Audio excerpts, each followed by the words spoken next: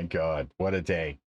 What a fucking day. I'm going full on like Boston today. Like today is just it's fucking weird. How are you all? How's everyone doing this morning?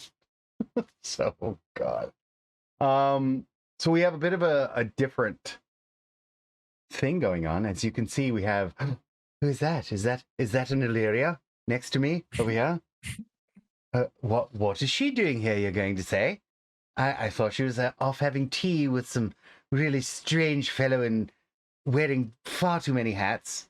But no, not quite yet. You see, this is you are watching a memory, not not quite a nightmare, not quite a daymare. Could be a twilight mare. You don't know, but you're watching a bit of a memory. We're taking a little step back in time to well, work some shit out. That's what I'm going to go with. So yes, no, Caitlin, fired. Say anything. No, but you just locked that into my brain because now that's echoing through my skull. You're welcome. Thanks. Thank you. See? That's the new Blade song. That is what you wrought. That is what you just. That's the new Blade song. Oh, God. If you, I swear, you'll. I got your chat singing, and I'm so sorry. You're all fired. All of you out there are fired. What's going on? No. Well, as you can see, we are like missing a couple of cast members. This was supposed to be the reintroduction of Illyana, but poor Lizzie is sick today, and she was willing to still play and push herself, but no, we're just not going to do that. So yeah, so she better be resting. I'm just putting this out there, not pushing herself. So she felt really bad. No need for her to feel really bad because she already feels really bad physically. So go take care of that. Take care of you. And we're going to do a kind of like a step backwards, and we're going to do a bit of role play on the boat, because there was between the island and the 4 Points Isles, there was 10 days spent on the ship. So there was plenty of opportunity for people to talk. So we're going to do that. And next Saturday is where we're going to actually pick it up with Lizzie's introduction, which let me set the stage for at this point. So when last we got together, and last we spoke and we played Dungeons and Dragons, they had just arrived in what is called Stormsgate, which is the capital city of East Point, which is the easternmost point of the 4 Points Isles in my world, and it is the one nation, pirate nation maybe, that is not attached to the mainland, the main island of the 4 Points. It's actually an archipelago that makes up a series of islands at the gate of the Krakentide Maelstrom. So hence Stormsgate is the name of the capital city, and it happens to be where both Illyana and Caitlin's character Ozalea are from. So they were basically chasing friends at this point. Illyana had left, and Liliandra, who was somebody that they had met previously, had also fled for reasons. And they're basically going after their friends at this point. One of which just appeared before them. And when they arrived on the docks, the seedy docks of Stormsgate, they headed up into the streets, basically looking for a place that they could stay. They're like an inn or tavern or something like that. And they ended up finding, by recommendation, they ended up going to the Sea Queen's court, and that's where they ended up in front of when the doors to the tavern flung open. And at first, the emerged Captain Rumbum, the diminutive hamster belonging to Illyana, who was running towards the group, followed 2 seconds later by a woman that they didn't recognize, who basically came up and stopped short in front of Charlotte. It was like, Charlotte, is that you? And then a second later, on her heels, Miss Illyana herself, holding onto her tricorn hat, comes barreling through the doors. All while this was going on, Illyria, standing in the back, just watching all of this unfold, was, I guess, accosted by a white-furred Harengon who claimed that they were both late and was exasperatedly expressed relief for having finally found Illyria and pulled her directly through a portal into Passions knows where. So she was zipped away through magical means and ended up somewhere else. This went unnoticed by the rest of the group. And in my defense, it absolutely did not. I ended it with shouting after Illyria, bro, I will fight you about this. I appreciate you so much, but I will fight about this. You can say it, but by the time that you actually where's Illyria, she was already through the portal. Boop. So you all see this? I have 32 witnesses. I can't even believe that this is happening, y'all. You can believe it. You know where you're local. You can come and hit me all you like. So she bopped out. She got the Riz. What? Who's got the Riz? All right. So Rizlet, Charlotte. She's got all these girlfriends coming out the woodwork. Obviously, me and King Charles are having a conversation here, man. Okay. Let's see how it is. And actually, technically, they're all girls in this cast. So even dear Sammy is playing Charlotte, and it's beautiful. And I like torturing them in the other games too. I believe, I feel like you guys are all becoming honorary Bostonians with the amount of times you call me a motherfucker or tell me to go fuck myself. It's like I just feel the love, the Bostonian love. It's pretty good. It's a true story, but so we'll kick this off, and the doors fling open, and here they come. They come running down the street. Everyone's standing there. And Lizzie, Illyana kind of almost crashes into that other woman. And she's like looking back and forth from you to that other woman. And she just yells, "Come find us at the arse crack." And pushes this woman as Captain Rumbum scrambles up her shirt, takes a roost in her tricorn hat, and they both push past you as a crowd of guards comes barreling out of the inn after them. They don't stop to question any of you because they can see the two women running. So they haven't disappeared around the corner yet, but they're all like, "Oh, get them, men!" And they're like, charging after them. They haven't conquered us on board as well. Like we're not suspicious. Right. Yeah, you guys are just standing there and when they come out, they see the two women pushing past you. So okay. So they just kind of haul ass, so they don't stop. But before we can, before like you're like following them with your eyes as they go past, and Edie's like, where did Illyria go?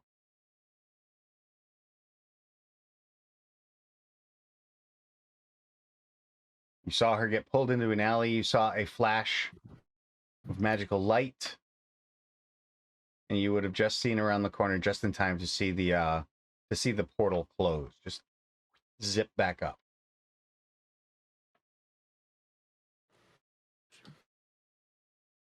What the fuck? What the fuck was that? And I'll look back down the alleyway, to Alithia. Be like, what the fuck just happened? Where did Illyria go? And that's Like, where we're shoot. gonna actually cut it. That's a great line. Where did Illyria go? So we're going to actually take a step back. Where did Illyria go? Who is Illyria? And what is she all about? We're going to take a step back in time. 4 days ago, after time spent on the Wyvern's wake. And the crew is busy doing their job, going about their business, singing happy song, the shanties, and whistling, various tunes and things like that. And it's a bright, sunny day on the sea with, small waves, not really moving the ship, side to side. The ship is actually going along pretty well at this point. And it's you've already at this point passed the gales, which is one of the tougher seas to navigate. One where they often will pay homage to Ormagon for safe passage. And I'm going to say at this point it's midday, and they are actually serving lunch. Crew is still, working, but there's shifts on a ship, so you have like the day crew workers are pretty much sitting down and eating, and all of the guests and things like that are as well. They are serving mangoes. Like there's like different like a delicious mango chutney served with sea bass and maybe some shark steaks, because you guys had to really push things, push the envelopes when it came to food, because you had to gather stuff from the island. So like, what did you have? You had mangoes, coconuts, bananas, sorry. Well, and lemons. You had lemons. So you had, various herbs from Illyria's garden, well-kept garden. And you managed to actually restock, at least when it comes to the produce side of it, the ship, so that you wouldn't have to deal with things like rickets or anything like that. You're able to complete the journey. And the rest of that you've gotten from the sea. So from fishing and, hunting, you bag some sharks and sailfish and stuff like that. So lots of seafood on the way there. So they're currently serving some kind of seafood dish. Lots of fruit. And the sailors are chatting idly. And I'm actually going to turn this over to you guys, because I know I'll put Illythia and Illyria across from each other, since you were the two newest additions and the least acquainted with the rest of the group. So I don't have, sadly, I don't have any sea shanties. that I own that are not copyright, that won't give me a copyright strike. So I'll do some sound effects for the ocean. So while I'm doing that, go ahead, you two, and take it away. So we're having lunch. You are having lunch. Yes, you are in the middle of having lunch. The crew are telling dirty stories and passing. So do you like mango chutney? I've never had it in the chutney form, only in the mango form. I'm not sure if I've ever had mango, so I didn't expect it to be this. I didn't expect it to be this sweet, but very nice. Have you ever been on a boat before? Yes, but it went down. Yeah, they did. They happen to do that. Yes. I don't know why we go on boats. You know, It's I'm like not a those- huge fan, actually. I'm a little worried this one might also crash. Everyone else seems to be just fine, so I'm That gets a guess couple of it's looks, okay. by the way, from some of the crew members. Shouldn't say such things, lass. Oh, sorry, I'll knock on wood. Ormagon might be listening. Shh. Sorry. Didn't very, mean. very judgy. To judge our trauma, you know. Yeah, they don't know this crew. Trauma crew. Exactly. Jeez. Been through so much trauma. I mean, but that's all behind us. No more trauma. No more trauma. I should probably knock on wood too. Yes. Yeah. I'll also knock on wood. Is this made of wood? I can't tell if this. Nah, table's made of probably. wood. It's probably made of wood. Maybe knock on bone. I'll tap on my. I don't know. I feel like that might work better. Knock on bone. I wish I knew some sea shanties. I personally don't. Wilson does, but I'm not much of a singer. Not like Charlotte. Are you a singer? Do you like to sing? I don't think so. You know, I actually didn't pick you as a singer. I don't know if that's rude, but you don't look like you can sing. I also don't think I can, and I certainly will not try. Oh, before I forget, at the dungeon there was this trident. I don't think I need it, so I think you should have it. I think it'll look cooler on you, actually. All right. Thank you. And she'll hold up the trident. Give it to Olivia. I know it's a weird place to give it to you during lunch in front of our mango chutney, but they're already looking at us weird. So. Exactly, we might as well. I also made you something. And I'll look in like everything. Made me something? Oh yes, you gave me the teeth, and I thought because I had two, I would make you something. I don't know where I put it. She'll just rumble around for a second, fumble a little bit, and then she'll take out. It's pretty well made. I rolled a performance check to see how well I did, and I rolled a 15, so it's decent. But it's it's one of the teeth with like piece of rope wrapped around it. I made you a necklace out of the teeth.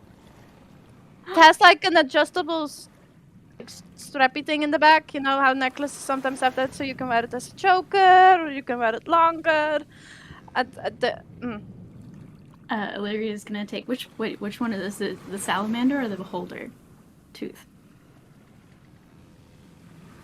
I'm gonna say the beholder, because that's cooler. Oh, okay. So she's gonna take it and she's gonna look at it and she's like, "This is the best gift I have ever received. Thank you so much." Yes, I'm so glad you liked it. I also made. Let me try to find it. I also made a bracelet. And I don't know if I want. Yes, I don't know if you want it or if you want me to give it to someone. I'm gonna snatch it. I'll take it. Okay. What's she looking at in her hands? Just like a a bracelet. Yeah, it's also it's a little bit. It's not as good. She probably made the bracelet first. I rolled a 7 on my performance check, so it's not as good. But it's like the same kind of idea, but with a bracelet. So it's like wrapped like in the middle, so the teeth is like in the middle of the bracelet, and then it also has an adjustable strap. Wow. This is some fine craftsmanship. I didn't know you were a jewelry maker. I'm not, but you gave me the teeth, and I wanted to do something nice with it because you were so kind to me. You have one too, so it's like matching. Yes, I do have one, I guess. So and we both have one. I will hold on to this with my life. Cool. And she's just gonna like ground. She won't know what to say after that. How do you feel about leaving the island? I suppose that would be pretty scary. You've been there for a while. Yeah, I mean, I'm really worried about how I'm going to integrate into life and everything. You guys are really the first warm bodies that I've known in a while. Don't really know how to speak with people. I mean, before I went to the island, I was, I think, 75 years old or something like that. So I have been around people, but it's just, I'm out of practice and I don't know how I'm going to handle everything. But I will at least have you guys, so I should be able to. You know, and I can't remember speaking to people, so it might be a little bit weird for me as well. So, but you're pretty good at speaking to people. I think you're. Well, actually, I think. I hate to lie. I'm not much of a. I don't like to lie to you. You're not very good at speaking to people, but I feel like when we talk, it's pretty good. Yes, I feel quite comfortable with you. Talking to you. You feel comfortable talking to me? Yes. No, Lady Cardia, she'll start whispering a little bit. She's like, she talks a lot, and then my brain gets really overwhelmed, and I just kind of like, it all just blanks out for a second. I thought I was the only one. Oh. I only catch about every 10 words. Well, I catch everything, but it goes so fast that I just, the brainwave's dead, you know? I don't... I completely understand that. Yeah, I think we'll get used to it and the talking. I mean, again, I'm not used to talking, so hearing all the talking at once, it's difficult. Yeah. Well, hopefully we'll be able to get some of your memories. Is being on the boat strike anything, or is it helping you remember anything? Any memories being sparked of being on a boat? Not really. I remember I was on a ship and it went down. That's all I really remember. And then there are some vague memories about a man. And I have a cousin, which I know. I don't know who he is. I don't know. Just know there is one somewhere. I'm sorry you can't remember. That must feel very lost. I don't. Maybe. I don't know. Sometimes I wonder if it's better not to know. You know. I don't know who I was with my memories. Maybe I was not a good person. This is like a do-over, I guess. Well, I suppose everyone has a chance to change, but I don't see you being a bad person. I mean, if you were innately a bad person, if you woke up with no memories, wouldn't you continue to be a bad person? Unless your environment was what made you bad. But that still doesn't mean that you're bad. On the inside, you're good. It was just your environment that made you bad. Either way, from here on out, you're a good person. But you've always been the first one to defend all of us, so that doesn't feel like a memory. It's like an instant response. So you're definitely a good person. That's very sweet. Yeah. I kind of start blushing a little bit. Ilaria, I don't know if she'll notice, but she might notice like a change in conversation, so she'll just be like, look to the side. She can't look. Which also means that you kind of turn purple. Based on the color of your skin, you turn purple, like a deep maroon purple. Yeah, Ilaria's gonna. Yeah, I should probably see what other people are doing. I should probably finish my mango chutney. The rest of you, by the way, can hear all this. I mean, you guys aren't. You're just having this conversation at the end of the table. Good. So, Oh, good. yeah, the rest of you can hear all this. Yeah, I don't know who's sitting next to me, but I'm just gonna turn them in. So, the mango chutney. The mango chutney is particularly good. It's not as good as salted pork, though. That's my favourite. But there's no salted pork on the ship, so when we hit land, that's what I'm getting. Salted pork. Mm-hmm. Oh yeah, yeah. I enjoy salted pork. There was pork. Well, type of pork. There were like pigs on the island, but they weren't really pigs. That well, anyway. But we're people. No, no, Weren't they? no cannibalism. I'm sorry, I couldn't resist that one. They were like pigs, just not pigs. Like, Long pigs. Mhm. Long pig. it tasted very similar, though. Tasted similar, more prehistoric. I would say that there were probably pigs on that island. Yeah, like a like It the would be like boars. The wild hogs, boar. like Wild boars. boars. Yeah. Yeah, there were definitely pigs there. Yeah, they're very mean, so Then you'd have to hunt I them. didn't So didn't feel bad. we just got a raid. Yes, we Oh. did. It's the gilded troll. Thanks How for you the doing? raid. Climbing out from under your bridge. Come and hang out. How you doing? How's it going, guys? Welcome to the Thanks for welcome to the the chat. We're raid. doing a bit of a flashback, as we had said goodbye to Amy, who went to a different campaign. Took her character with her and went to a different campaign. So we're doing kind of like a little flashback today of some time just before she would have left, been taken. So yeah, there's that. So come on in, pull up a chair, hang out, say hello, and welcome to all you new raiders. Things are about to get a little spicy, from what I can tell. So let us take it back to Charlotte, who's waxing poetic about salted pork. I don't know if I had anything else to say. During that whole time, you like when Illyria and Alithia were talking, Ozalea wouldn't actually be like eating her food. She'd be like poking at it and just sort of like making it look like she's eating it while like totally eavesdropping. It's true. It's true. I think totally Edie's see doing that. the exact same. And with the amount of subtlety that the two of you are able to actually pull Oh, off, yeah. too, you're just kind of like leaning and eating. Zero stealth. Yeah. Yeah.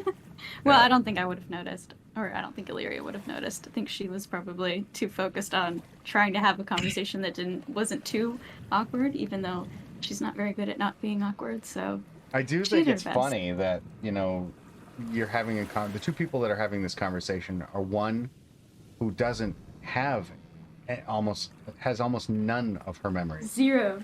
And Yeah. the other who has basically spent the last 15 years making up memories for fictitious people Yeah. just to stay sane. If that so, makes sense. Yeah. So what's everyone's favorite color? Just out of curiosity.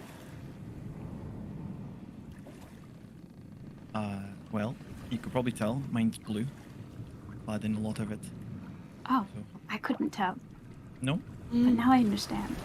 Yeah. I like a royal blue, you know? Oh, What about you? right. Me. Green. The forest green. I like That all makes- shades of green. That makes sense. Yeah. And not just because it's my skin color. because it's nature. I like nature. Get it. What about the rest of During you? this, sorry. No, she just said, what about the rest of you? During all of this, you would have seen Ozalea go like this, and she'd be like, Oh, "Yeah, no. like the color red." She'd just be like, "Yeah, I really like the color red. It's like a really pretty, it's a really pretty shade." Okay, so this is actually a minor magic item and quite interesting, really. So we need to, first of all, you have to look away from Charlotte. Because Charlotte lights up the brightest. And these glasses have this. Well, let's role play out the things that you would see in this case. So you're glancing around, and Ozalea, you look at a couple of the the crew members and things like that, and like one of the crew members is kind of like is glowing, is like chewing his meal and like just kind of waving at you, and then like another one next to him is like looks at you, not glowing at all, and then kind of like is shooting sideward glances back to that first guy, and a few of the other people, you assume that some of these people are going and you're looking at the rest of the group, and Charlotte, you know what these are, so you can react and make your smile as you will, because you're pretty sure you know what she sees. You light up like a mini red sun. Now, Yeah, I think. What's that? Oh, I was just gonna say, I think Charlotte kind of giggles a little bit and just kind of like playfully like nudges Ozalea, and she's just like, these glasses were what started us off, if you remember. So it sparked this whole thing. So maybe we can create some new sparks for these guys. That's what I was thinking, Charlotte. Oh my god, how did you know? I like your style. So as she after Charlotte whispers that to Ozalea, she goes, "Yeah, so as I said, red. These make the world red, guys. They make everything around you red and glowy, and that's why it's my favorite color." And she would take them off, and she'd say, Does anybody want to see the world through these lenses?" Before you do that, you looked at a few people. I want to find out how they glow. This is like the inadvertently created like spin the bottle. It is in glasses form. But I can't fully remember what they show. Yeah, what do they do? Yeah. They glow an aura around the person you're looking at based on their attraction level to you. On a scale of not to hot is what Yeah. we're saying Oh, here. okay. Like how physically attracted are you to the person that is wearing them? Okay. Like, I created this as a funny way for like her to like not necessarily interact with the crew, like the rest of the cast, but as just a way to like, she'd be wearing them around town, not figuring out like what was going on or how it worked. And then next thing you know, they're basically playing Spin the Bottle, aka Wear the Glasses, in their dorm house. So yes, this became a thing. So you had them on, you looked. My God. So it's up to the other three people whether or not you want to reveal the information. But yeah, how physically attractive are you to? Yeah, what's the glow? I feel like it'll be a little glow, but mostly she just thinks you're really cool. Yeah, so it'll be a light glow. Yeah. What about you other two women's? Um,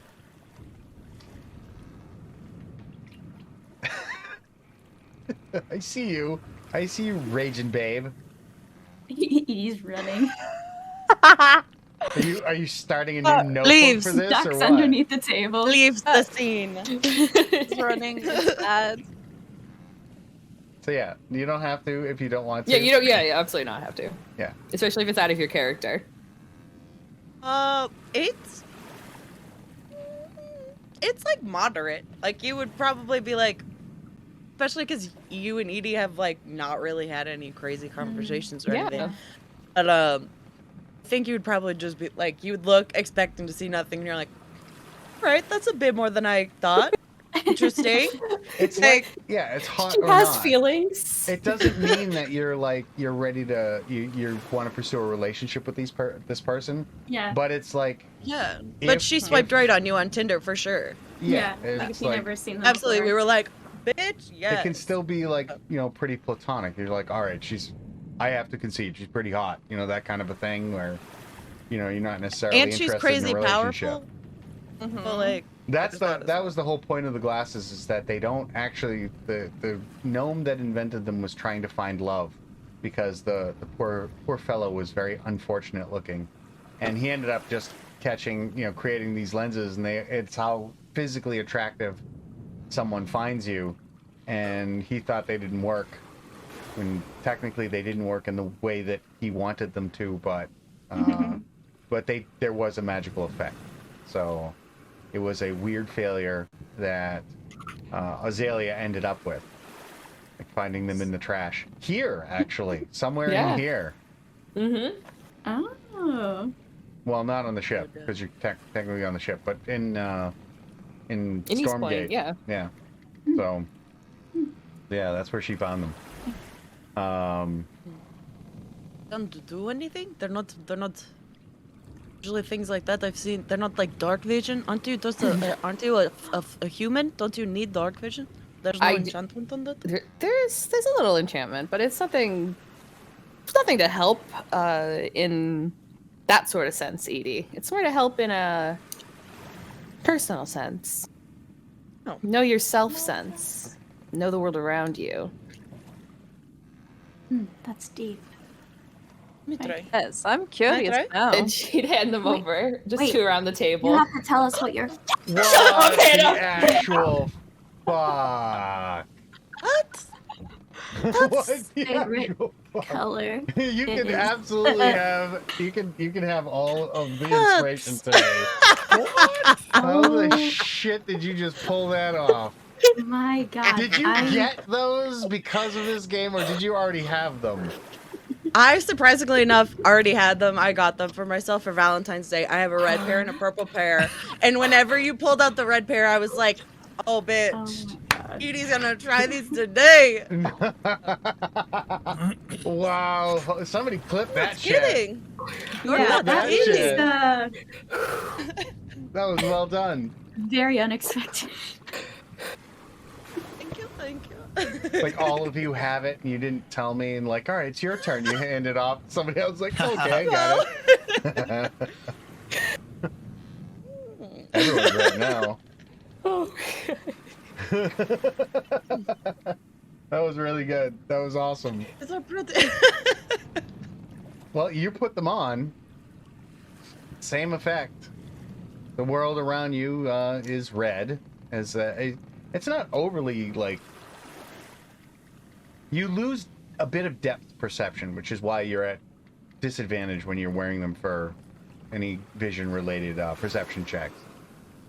Because at that point everything's just shades of red. But people will glow. So you basically see like the same thing from like the crew that she saw, like smiling at you while they're messily eating and stuff like that. The one guy that doesn't seem interested in you at all, but keeps looking at the guy next to him. That kind of thing. Interesting. That's pretty cool. Mm-hmm. I'm curious to find out though with Charlotte. Charlotte's always been eager to offer up the goods. Yeah, I'm curious about Miss Charlotte there. What does that mean? Yeah. What do you mean? What Okay, does that mean? bitch.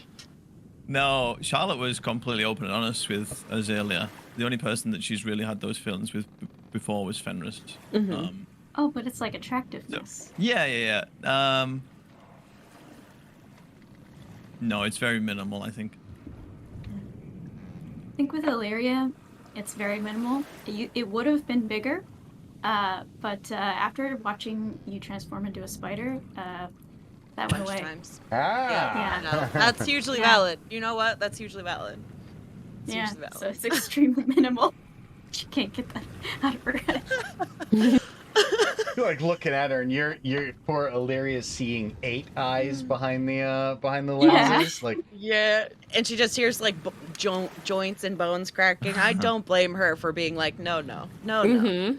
yeah, that Yeah. is kind of gross. I will get, and I love spiders, but the whole knuckle cracking thing going on while you turn into one, that It's can be gross. It's problematic. gross.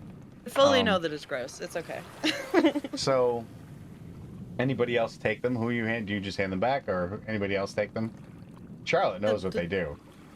Who wants to try them? It is. I'll try them. Okay, here you go. And I pass them over to Olivia. If you ever pulled out your own set, I would have lost my absolute shit. I don't have a pair. I know, I'm like, I just have my own glasses. That one crew Just- member though that seemed to like be interested in other people is like doesn't really make a whole lot of eye contact with Olivia.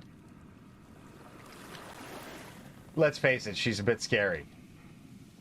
That's fair. Love You're walking her. around in all black armor, and you carry a double-bladed bone scimitar. You know, you're a little intimidating, to say the least. So, but you get the same thing like with the guy, because the other dude has no interest in any of you, and seems very interested in the dude he's sitting next to. So, pretty sure you'd know where where that would go if he was wearing those glasses. Mhm. But you also didn't explain really what they do. So none of you know why anyone might be glowing, but some people glow and some people don't. Do any of you have a reaction to Illythia? And Illythia would need to see. Oh yeah, feel Evie's like probably Illyria's glowing. probably going, yeah. Yeah. I think Olivier's glow for Charlotte is bigger than what Edie's was, but it's still. Yeah, there's definitely a glow. I think Olithia's badass, especially walking through fire. Okay.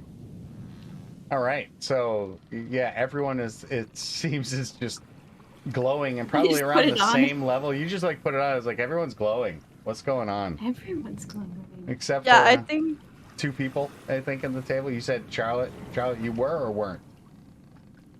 For Olivia? Yeah.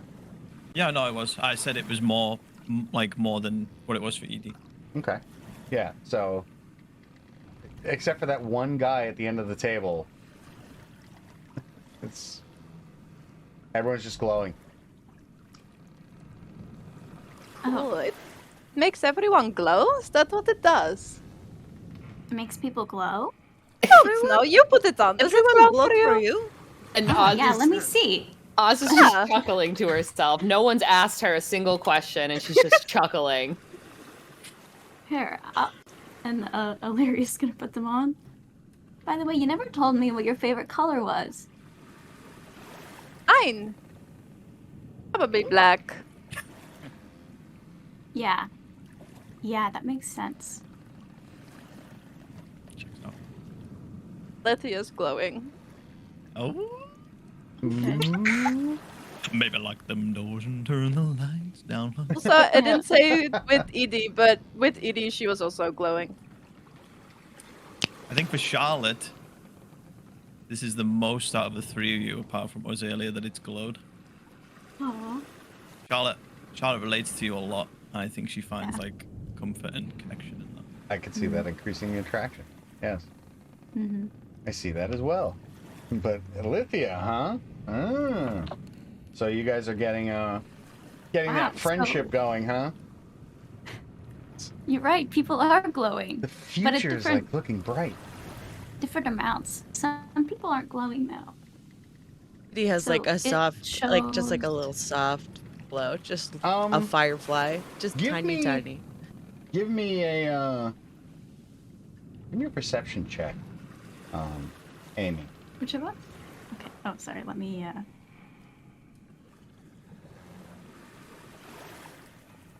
Let me load it up for a second here. My laptop is being very slow. Laptopy. Poor Lappy. The laptop. You can do it, buddy. You can load it. You can do it. Perception check.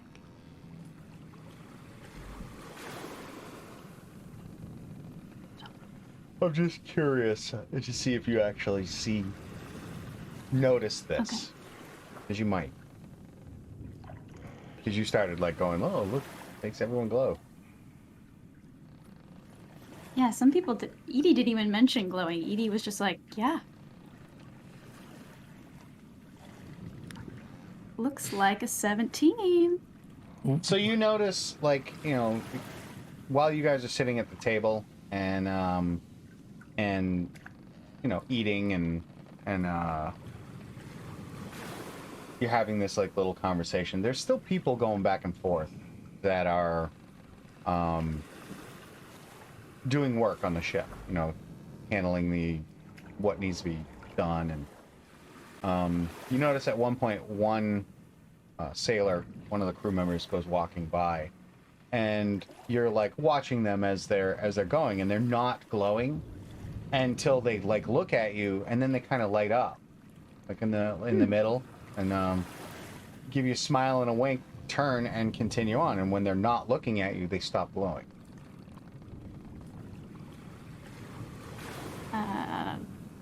Wait. Wait a second. She takes off glasses. Wait, so...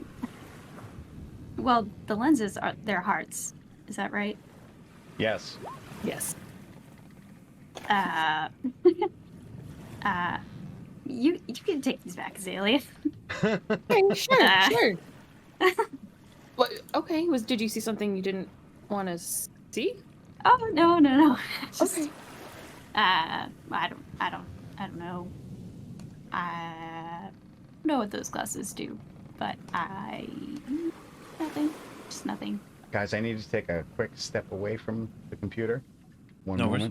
moment. Yeah. So I'll be right back. Continue your role play, and I will be right back. So do I don't know if I want to ask, but so you said they show you who you are, yourself or something, but I didn't see what? Show yourself. It doesn't show your future, but it shows those around you who find you. And you can see her trying to find the word to say it because she just doesn't want to say attractive. It's just an awkward way to describe it. But she says who are fond of you physically. And she stumbles getting that out. Yeah, Illyria's gonna turn very green.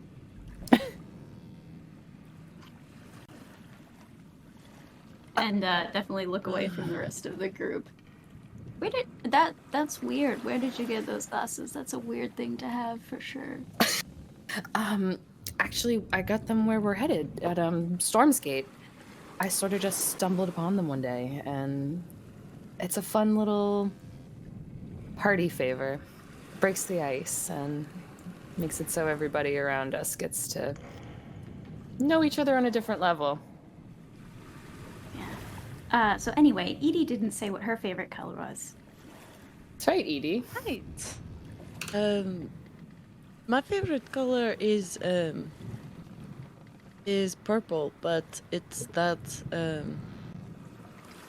purple of like, I want to say like really early in the morning. The color that sky gets right before the day comes back. It's a good answer. Yeah. There's gotta be another question that changes the subject.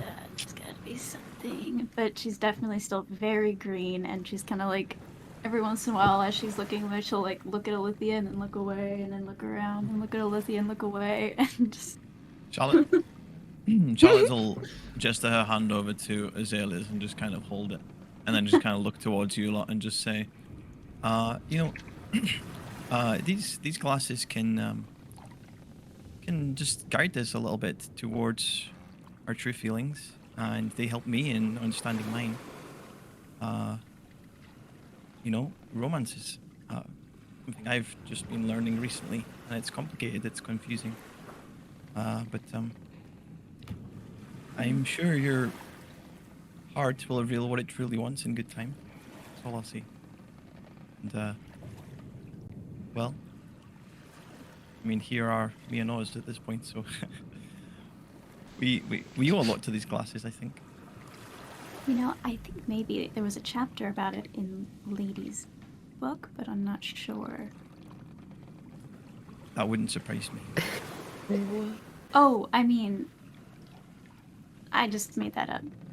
Oh, it was her book for school. It was her summer book for school, for her summer reading. I understand. Yeah, yep. Yes, exactly. Right. Something about that, because it's like magic related things. Something about magic glasses. That... Right, yeah, like divine magic, Yeah. 'cause she's a cleric, right? Mm-hmm. Yeah. I mean- She let me take a look at her magic books that she had. Calligraphy. She's a fan of calligraphy. One way to describe Lady. Yes. Oh man. I don't know what to say now. I think Edie's just kind of. I think she answered the color question absolutely honestly, but when Oz said what the glasses were for, she just was like really low key, just like chuckling at herself and like shaking her head of like just realizing what she was actually looking at when she had the glasses on, and she's like, figures. I really shouldn't have expected anything different. Especially when everyone else was like, oh wow. He was like, cool. Hello, back and Dad. Oh, you beat me to it. Hey, God. Oh. Yep. You guys like Okay. sitting here prepping for that? I'm the dungeon No. daddy now. Yeah. I'm wearing the Okay. pants. I've got the pants on now. Charlotte will kind of help try and move on this conversation and be like, did someone mention sea shanties or something before? Did I hear that right? Did someone mention? I swear I heard that. Sea shanty. No? Oh, I think so. They have been singing them, by the way. Well, so this amber necklace, the spell I used on it, well, it's a spell from a very famous wizard from a different world. His name is Caleb Widogast, and well, he's a bit like us. He went on his own adventures. He had a party with him, a group of friends, and they fought some things.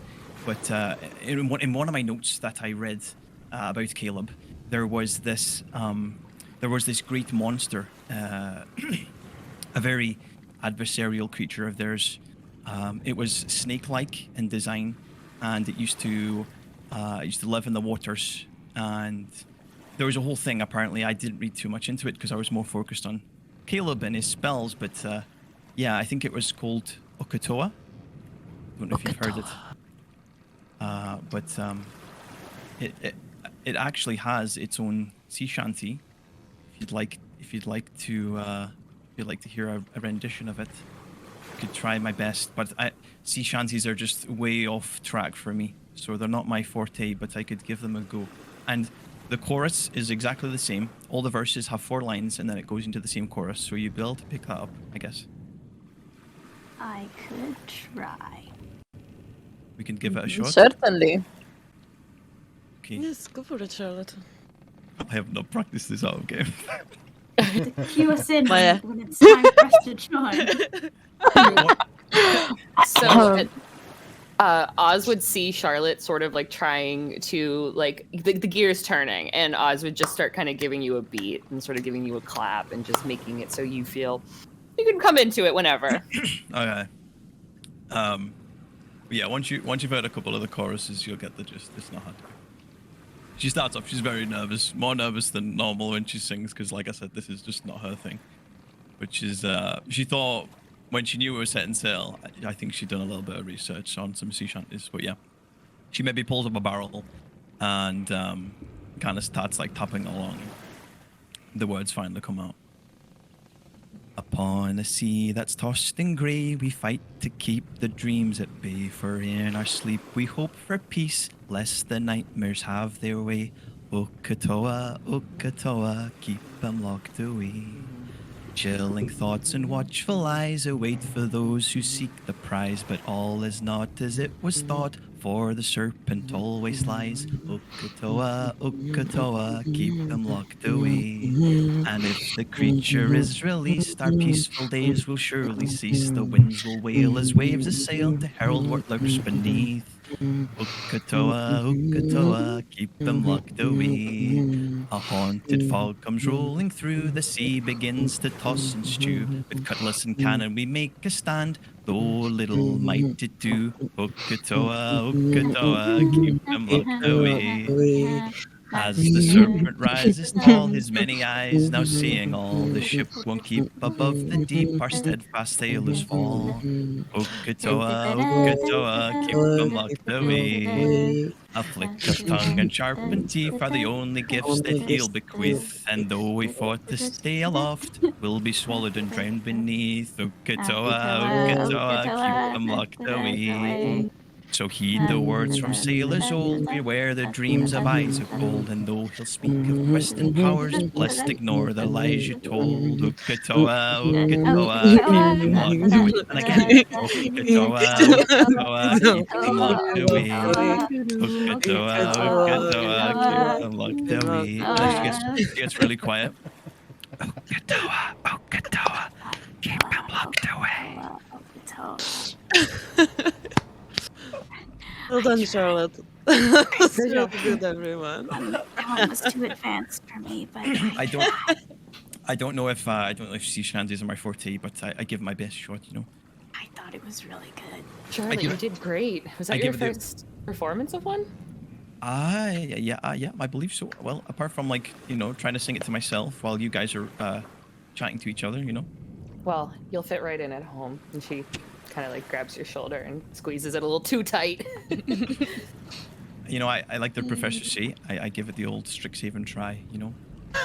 Yeah, Illyria's gonna give a look to Lady with that one, you know, just like a, you know, just to keep her involved. She's just got her head in her fanfic notebook. She's fully. Oh yeah, she's super into her fanfic right now. Like that whole. One of the back and forth. one of the crew members is a little too in his cups at this point. Yeah. What the hush is this Ukatoa thing? Why do we want to keep it locked away? Well, it's very big, and it's very scary, and it's very fierce. And somebody from across the table says, "Oh, but she's thought about your mum." He throws his cup across the table at him. No, Her name's not Ukatoa, but I definitely agree that maybe somebody should keep it locked away. Elbow. Edie just like elbows Illyria, leans over and is like, if I could, I would transform into the biggest thing that had a swimming speed right now, but I'm not that proficient. I wish I could right now, but I can't. That would be a very bad idea, but it would have been a funny prank or joke. Would have been a funny joke. But no, I've got real questions, says another one. I've never heard that song before, but I mean, is this Ukatoa thing real? I mean, does Charlotte gauge like how smart this guy is? He doesn't So sound when it smart. comes to, so he may not be able to tell you give you a dissertation on, you know, the life cycle and, you know, of a shark or anything like that. So he's not, you know, in that. But when it comes to lore, sailors can be pretty astute. Superstitious. They're anything that pertains to like superstition and stuff like that, they pay attention to. They file that shit away pretty well. And you just sang a sea shanty about an Ukatoa thing and keep it locked away, and oh shit, like, see, you know, we're about to die at sea, and you just passed through the 3 gales, which also. So are we supposed to, you know, I don't know, pay homage to this Ukatoa thing as well? Like, you bloody hell, are you trying to have Ormagons take a nice shite on us? Shut your gob. I don't know what a fucking Ukatoa is. I mean, as far as I know, it doesn't exist in these oceans. It's native to an ocean called the Lucidian Ocean, and you'll find it around the Swivane Islands, but not on Sol Boreal. Absolutely not. I don't believe so, anyway. Then I don't understand. Why were you singing a song about a thing that doesn't exist on an ocean that does? Because we're book people. Sorry, that was Bryn. Because we're book people. What does that have to do with it? Going to talk about fake things from time to time? Like a fairy tale or a children's story or a goodnight song. Fiction. Well, darling, I don't think you understand. To us, these songs are not just fables. They are, let's just say, it's a way to keep a warning in your head when you're on the seas. Way to remember things that you've done, things that you need to do. Who needs to be paid respect and who doesn't. So for us, these are more than just songs. I know you folk, when you're on land, you like to sing them. Don't know what it means to us, though. These are dangerous times. What way? Oh, sorry. We didn't know that it. I mean, well, I didn't even realize. That's all right, lass. I think you just have to have a little bit more rum. And I happen. Oh shit! I don't have any more rum. Oh. Why is the fucking rum always gone in my cups? Oh, it's Because been a you while bloody since- well drink it all and don't share with anyone else.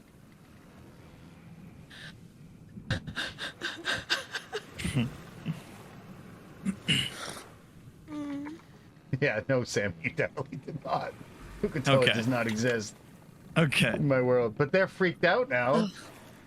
They're freaked out about the Okatoas. Like, what the fuck is an Ukatoa? So you're saying to me that this Ukatoa thing is not real? It's not something that we need to... In other words, don't learn the song. I mean, it's up What? to you if you want to spice up your playlist a little bit. Scaring them. You're gonna scare them. Just tell them it's not real. I think Oz would kind of like lean forward and put on like her best accent possible from home and just be like, it's not real, nothing to worry about. Can we move on, boys? I suppose so. Have you got any other songs that are, you know, that are about a fucking poopy toa? Have you got anything that, you know, more local? No, sir. Unfortunately not. Ah, well. Perhaps one day I will teach you one of ours. That'd be cool. I'm down for that. I like to sing Love songs. that. Just a little bit of a novice when it comes to sea shanty. But right now, I am going to go and I'm going to go empty what needs to be emptied, and I'm going to go refill what needs to be refilled because my cups are empty. And he stumbles away from the table and almost falls over the side of the ship as he goes to take a piss. Can I just like kind of turn to Edie and I'll just go, is it bad that I want to punch him in the face really hard? No, I wanted to because I wish I could have been a shark because I ordered like an octopus or something because I would have just and scared the shit out of him. That would have been so funny. Oh, Are you trying to keep your voice down or not? Yeah, a little bit. Like we like lean in and like. Okay, that's too bad. I'm gonna make a roll. I'm gonna make a roll myself. Damn it. Your perception roller. Yes, yes. I can make a perception check if I like. It's my prerogative. It's my right. Dungeon master. No, that's a natural one. They didn't hear him. That checks out. Oh, He's got all that This is roll your on. I mean, divine he right. is very. Yeah, they heard not a thing. So it's too bad. I was gonna make some witty repartee. Too bad. Fine. But going to throw him up the ship. they, you know, you can hear sea shanties that Tabletop the fuck out of I'm him. not going to even try. That are being, you know, sung further off on the ship. You can hear somebody down the other end start to sing the Ukatoa song, and like another voice is like, "Shut your gob! Don't learn that one." I think it's catching on. Oh yeah, good job. The legend of Ukatoa, the monster that doesn't exist, that everyone is terrified of. Chorus is very catchy, I do have to say. Right. I thought it'd be easy for you to pick up. I think you were getting it the best, AD. Thanks. But no, the you know, the rest of the day passes without an incident. And at night, as things are starting to get later,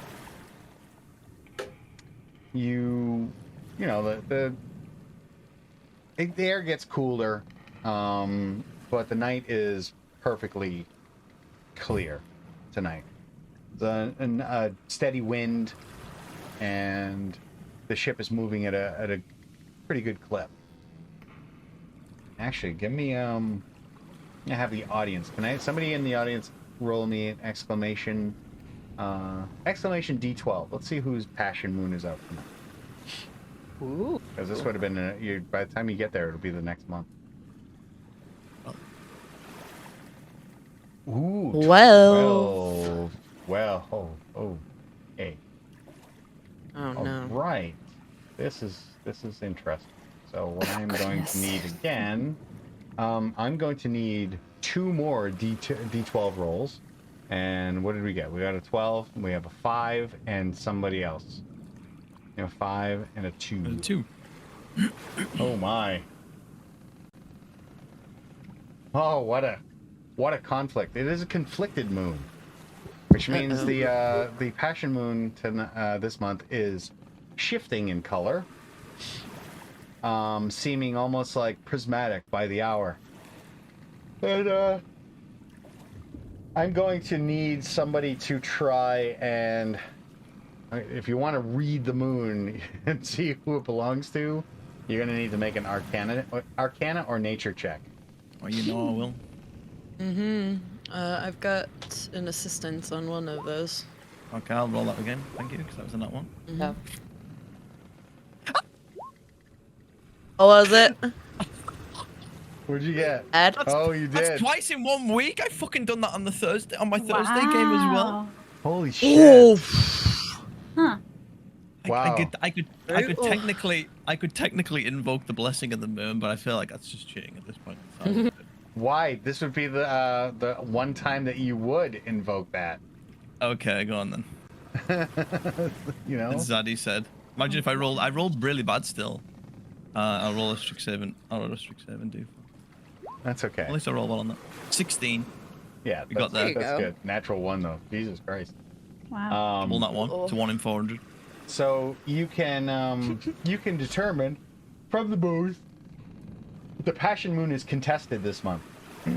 And the two contestants, the two passions that are vying for control over the moon, are Samit and Ephesia. Ooh. So Samit is the passion of pleasure, desire, and earthly pleasure, the hedonist, basically. And Ephesia is the passion of peace and purpose. So, shit, how would that manifest? The conflict there would be, you guys are like struggling with decisions. Like, oh, I want that piece of chocolate. No, I gotta stay. You're like no, I gotta stay on target. I need to stay on track. I really want that piece of chocolate. You're like, that fighting in your own head between goals and desires. So it's it's definitely an interesting combination. And let's see who else is. So this puts us, Charlotte. What is the calendar? Because this would have been. Oh well, now you're asking. So it depends what day. It depends what day into this 10-day leg we are in. So then I can give you... it would be the 5th day, 6th day, 6th day. Okay, so we're definitely into Bright Bloom at this point. Yeah. So I can tell you that.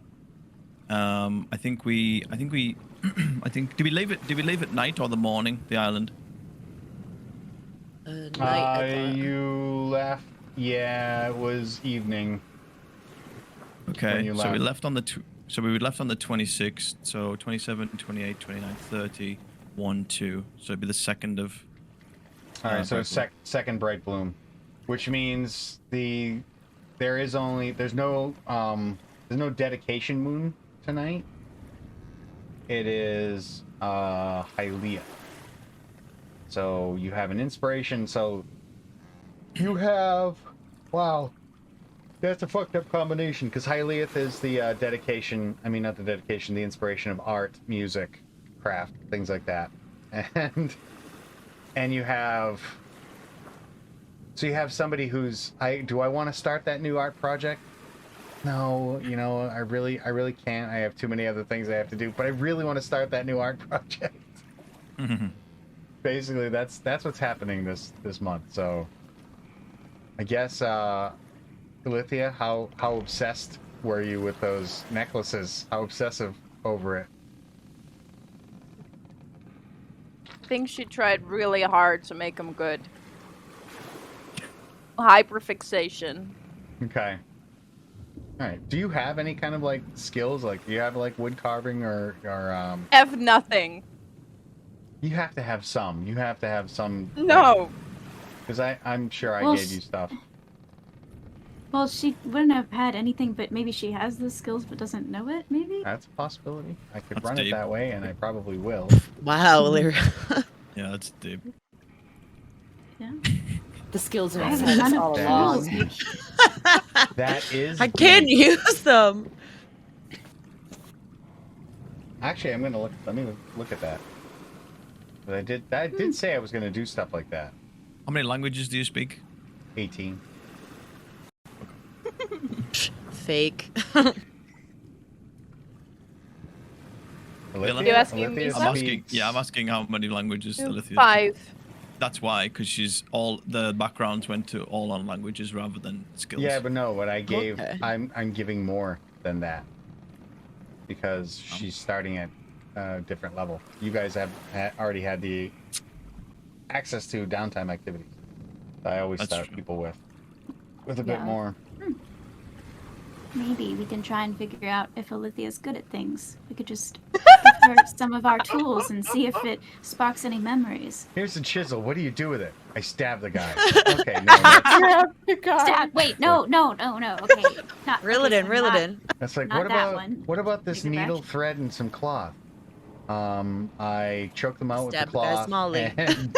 and make Stir up make a a burial wound? shroud and hide the body. Okay, Oh, maybe no. we'll try something different. How do you feel about cooking? Okay, I do really want to do some RP with Hannah because it's been a while since that whole thing went down, and I haven't. Oh my had a chance to god. do it. Yes. Yes. That's on my list. Yeah, that is So- true. I actually think this would have happened the second night. The first night, I think she would have spent it just with Ozalea after what happened that day. Mm-hmm. And then I think, yeah, I Why? think this. I think I'm the a second. needy bitch. That's why. Wow. You're in for it, dude. Yeah, I think the second day, she would have found time to find Edie. Maybe just come and like knocks on your like cabin door or something like that.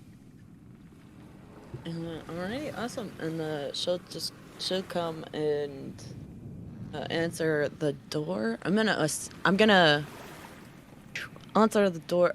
Oh, Charlotte. I mean, ladies in here. We could go talk on the top deck, or I mean, you could come in here. Either way. Yeah, I mean, I That need somewhere face on. more private, I guess, would be best.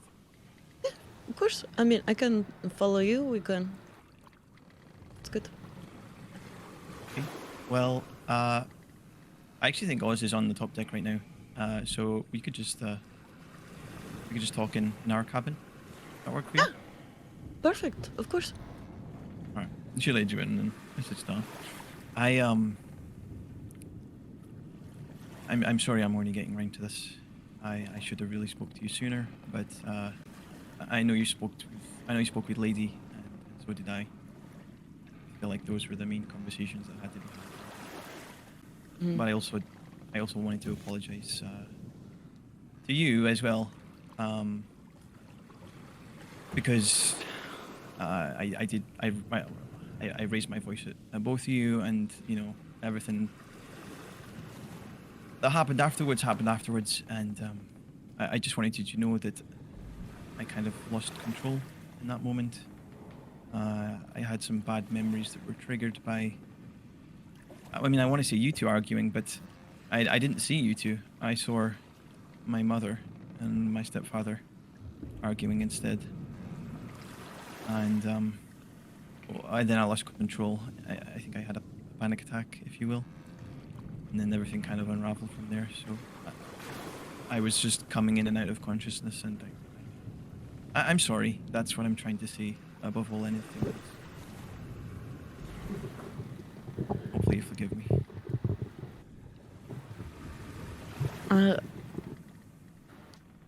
Charlotte, in that there's nothing really to forgive you for. Especially for something like that. It wasn't on purpose. It's funny that you apologize to me, because I felt like I should probably apologize to you, but I don't. It was a big enough cluster that I don't know. Almost felt like we could have gotten away with not. Because I almost hope that we, not to be like not talk about it, but just have way more questions, and you know I'm not good at asking them in a way that isn't painful for people, so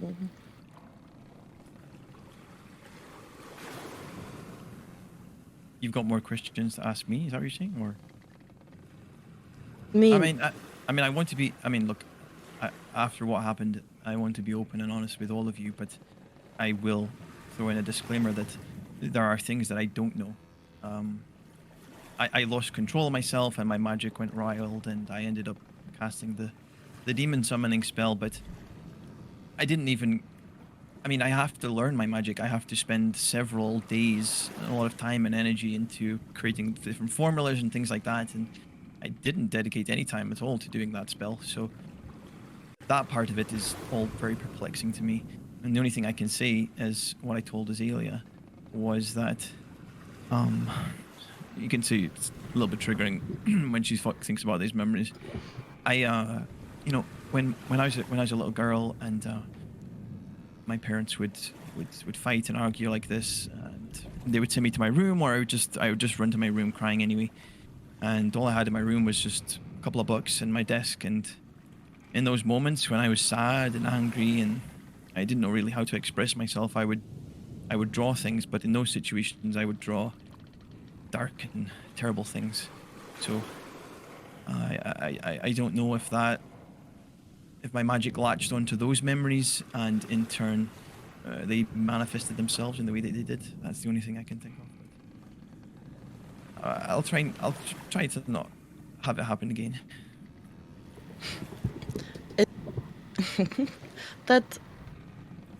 I'm going to be honest with you, Charlotte. The reality of what actually happened is not as terrifying as what I thought it was going to be. I had the feeling you wouldn't. Do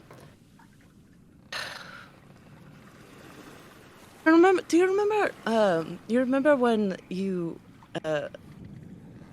wrote to me the questions? Oh, right, right when we first started investigating the dungeon, I do.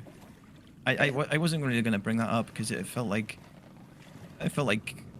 the answer to those questions was, yeah, you can talk, you can disclose information, but it seemed like you did want to, so I didn't want to press you to an answer. It's difficult. I have a very demanding teacher, and I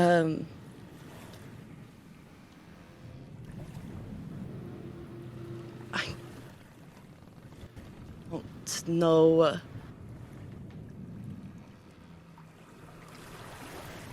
Can't say a lot about it. That's okay. That's okay. You know, when you can, or if you can do so in your own time. There's no pressure from me. I just want to, like I said before, the more I know, the more I understand, and then the more I can protect you. That's all. Charlotte, I can't say anything about it. There is no time. I can't say anything about it. And Okay. and talking to you the way that we had been talking before all of that happened, I feel like you know. We are connected? Don't know. You think we're connected? Is that what you just said? Sorry. No, I think you are connected to something that. What do you mean? Or can you not talk on this as well? It's. I'm sorry, this is probably very confusing, but.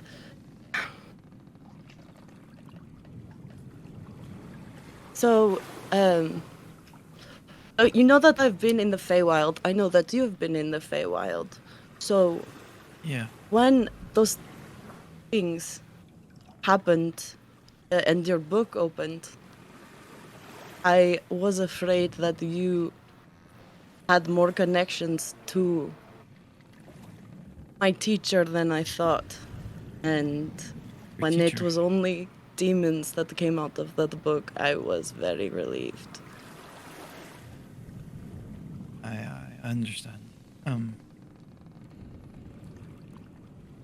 you talk about your teacher, or maybe I bumped into them as well when I was there, but it's a big place. I mean, I've talked about her a little bit. You know, like I was there with my grandmother, and like I was in her car and things. Yeah, you said you were very close. That's very sweet. I didn't really have a grandparent figure like that myself, but the equivalent for me would be Sebastian, absolutely. If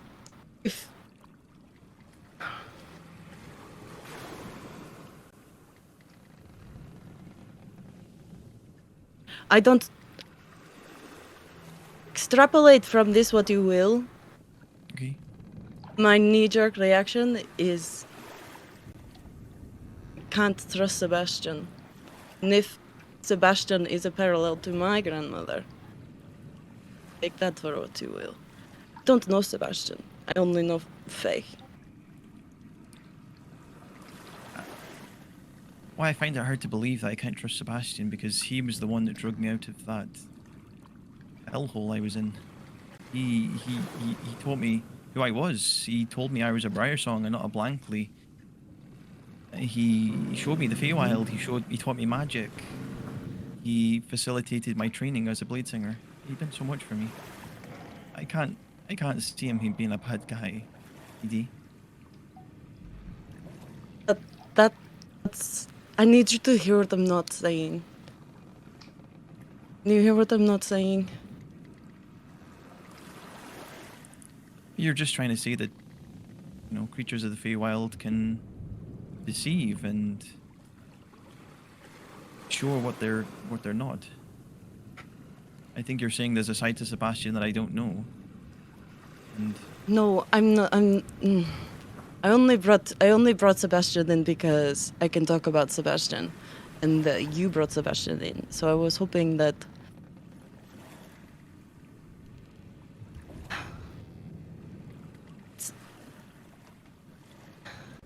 Statement while I put Sebastian in there, it wasn't about Sebastian and it's not about you. I mean, you have everything that you have with Sebastian and your life, and obviously there's nothing that I know about that will make that not the way that it is. So I can't speak anything truthfully about that. Understand? So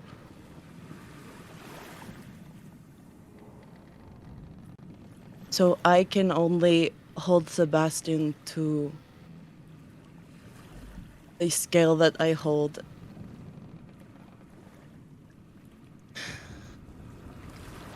Scale that I hold everyone else to. I understand. I don't think you do, but it's okay. I'm trying. No, it's hard. It's confusing, but.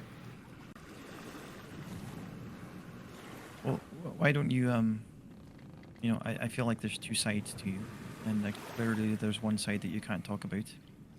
But I've noticed some of your magic, you know, it looks and smells like the Feywild.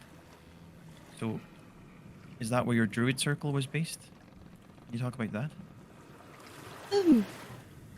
I can talk about my druid circle. If I'm honest, I don't have a lot of memories that are like solid. That are like, but passions. Where were they? We were. What is it called? Deep Oak Isle? What is that? Lake? Over there somewhere? Deep Root Lake. That's it. Deep Root Lake.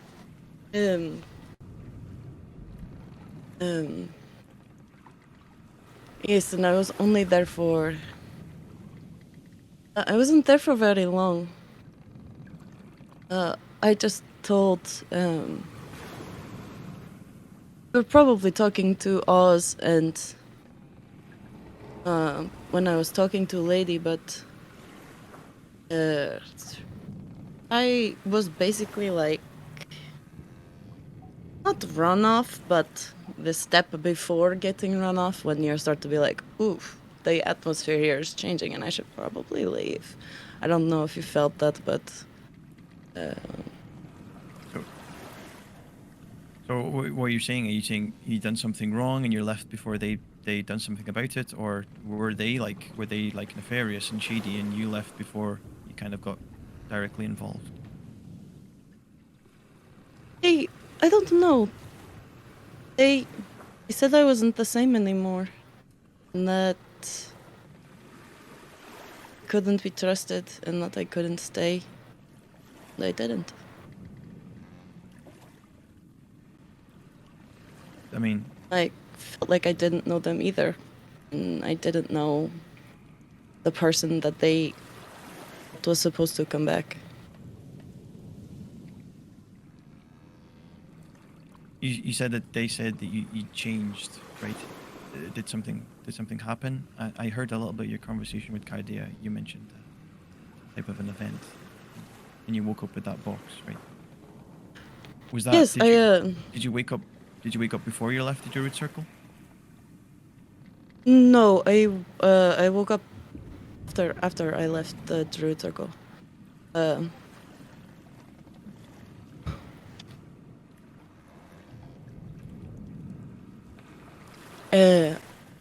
Yeah, and I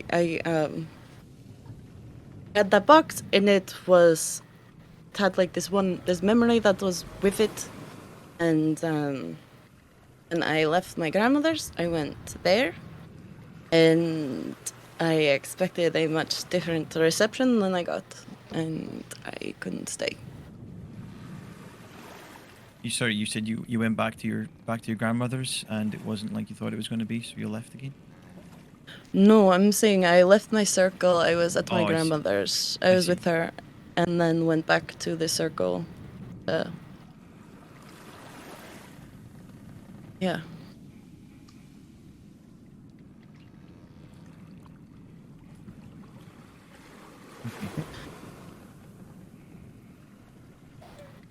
Well, I mean, to me, if I'm being brutally honest, it sounds like you're in the same boat as Alethea a little bit.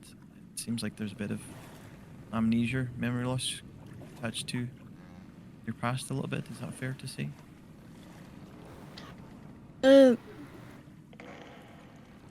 Yeah, I mean, I think so, but it's kind of hard because how much of your life are you trying to remember when you're just living? There are times when if I need to, the memory that I need.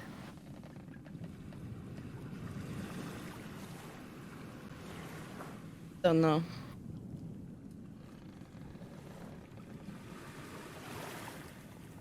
I don't know. And what's your passive? Is it good? No. I love Okay. You don't have a big PP? No, I So don't. Edie's just while Edie's been Password's not mine. talking. While Edie's been talking, she's just sort of like she gives you that air of like that she was like trained by governess, like has the good posture, and like I think as she's just been talking, she's just like slumped, her hands have like slid down her knees, and she's like kind of like gripping onto the fabric of her pants and like kind of like holding herself up and talking to you, just still like intently just trying to get more across than she is.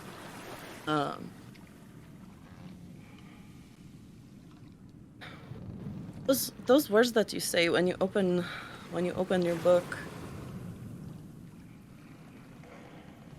Right. know what they are. I can hear them. I know what they mean. So whenever those things happened, I should go. I don't think I should be here anymore. I'm sorry, Charlotte. I should go. Oh, okay. Did I say No, something? it's not you. It's the things that. It's not you, I promise. Okay. If there's anything I can do, let me know. You're doing it. I appreciate it. If And, you want to talk again, I'll be here. No. And Edie will go to stand up. And, it's... Okay, it's a dirty 20. Okay. I am sending you this. Yeah, while you were doing this, I've been messaging. Giving messages to those who needed messaging. So hold on.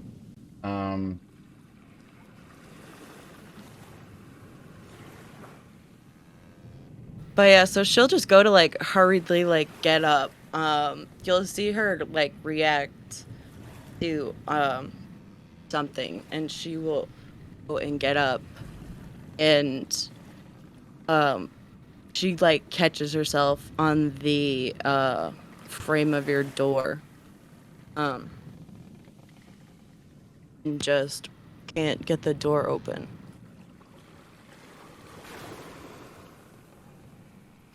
Does she? Okay. Can I glean like, if you're like on the verge of passing out, like you look like weak or anything like that?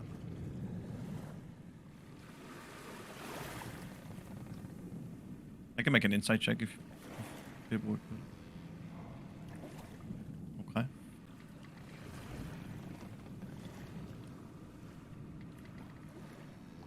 Terrible.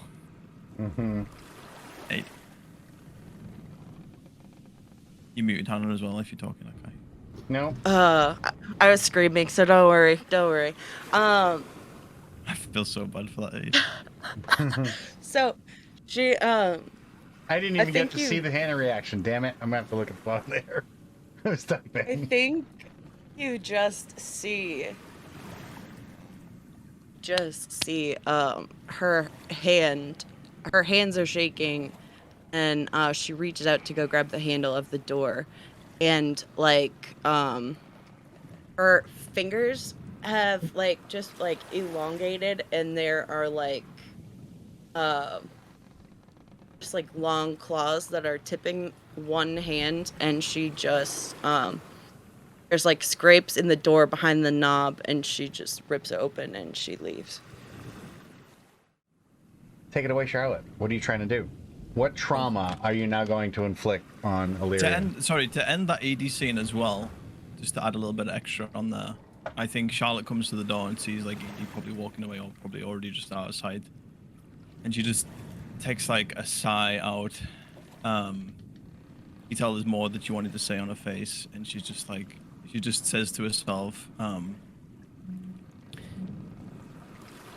shit, I didn't get to see it, but you were out of order, Edie, lady. Picking myself. Does she hear that? No, like this is like when she's long gone. You just wanted to put the. Give me a Arcana check. Me? Yeah. It's not rolling that one.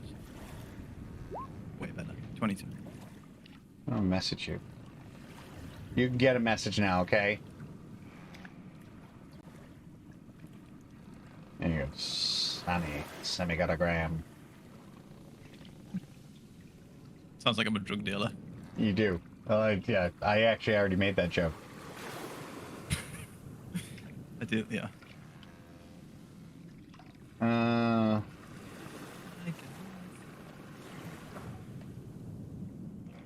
Not yet, no. It's coming.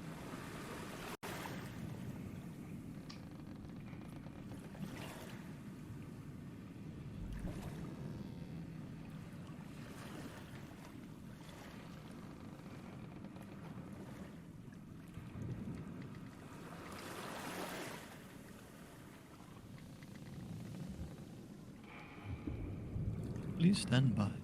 Mm-hmm. The Dungeon Master is currently constructing a message to one of his players in private. The game will resume in 10. 9.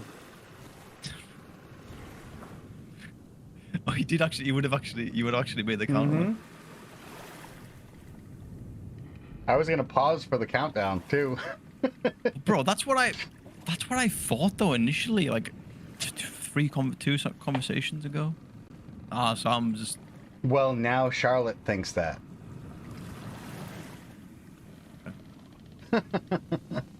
I know you may have thought of it, but now Charlotte does. So the thing I went to do with Illyria, Charlotte maybe catch you in the middle of the day on the top deck, doing whatever you're doing. Hey, Illyria, I wanted to show you something. Oh, okay. Okay. Well, Wait. I actually, bro, I might be cracking up, and I might have already roleplayed this. Oh God. I might have already roleplayed this, but What's the we'll go with crack, it. Sammy? We'll go with it. She she pulls out a grimoire, and she says the command word, and it opens up, and you see as she flicks through, some of the pages are kind of you can see the kind of scribbles and the drawings of spells and all these arcane words, and then she gets to like the back of the book, and it's like pictures. It's like, okay, and you see these drawings of you know, what would be adventurers, but they're not familiar to you. Some are clad in armor, some are like really small, but like kind of covered in like leaves and things like this. And then she flicks the page again, and I think I did do this. You, But you didn't show Illyria, but you showed Alfred. oh yeah, perfect. Yes. So yeah, like on like a double page, there are That's right. drawings of each of your crew members, and then there's also a drawing of you with like kind of like the scythe out, doing like a fucking little badass move with it. And she says, you can see like it's weird. So around the like drawings of the individual people, it almost looks as if like the page is like perforated, as if they're ready to like come off the page, if you know what I mean. And she's like, oh, you know, I've had a couple of long rests and a couple of a spot of downtime, and well, I like to draw a little bit, and I've had some friends come and go, and those were the people that you've seen on the previous pages. But I really wanted to commemorate your crew in my book, and obviously, you know, you and Captain Wilson are the centerpiece, and there you are. So you'll always be, not that you're going anywhere or anything, but you'll always be kind of cemented in my book. So I just wanted to show you. Hopefully, I done your crew and Alfred and everyone justice. Yeah, Illyria is gonna look at this and she's going to be just captivated by it, and she's gonna run her fingers over all the different pictures of everyone in the crew, and she's gonna look, oh, Charlotte, this is amazing. It's fantastic. Like it? It's perfect. I love it. This is what they deserve. A way to be remembered. Now it's down on paper, not just in my head. This is Right. exactly how I remembered them. Thank you. I'm glad you like it. I think I told you, but seeing you and your crew, it reminded me a lot of me and myself, and I could relate. Special. So, I understand you. You're I really get you. Were you also stuck? Or I think you maybe told this to me. No, I was stuck in that way. You know, most kids would look on my childhood from a third-person perspective and think I had the fucking world at my feet. I had everything. I had rich parents, and they could get me the nicest foods, the nicest books, you know, all of that stuff. But I didn't have the little things, and it's the little things that I wanted. So it was just friends and being able to go outside and run around and just have fun. So I was stuck in my room for a lot of my life. My friend Sebastian, well, he he took me out of that room, figuratively and literally. So I owe a lot to him. I don't know what he's doing right now, but I haven't really spoke to him since I left for Strixhaven, which has been about 9 months at this point, maybe just under. Hopefully you can meet him one day. He's a very nice man.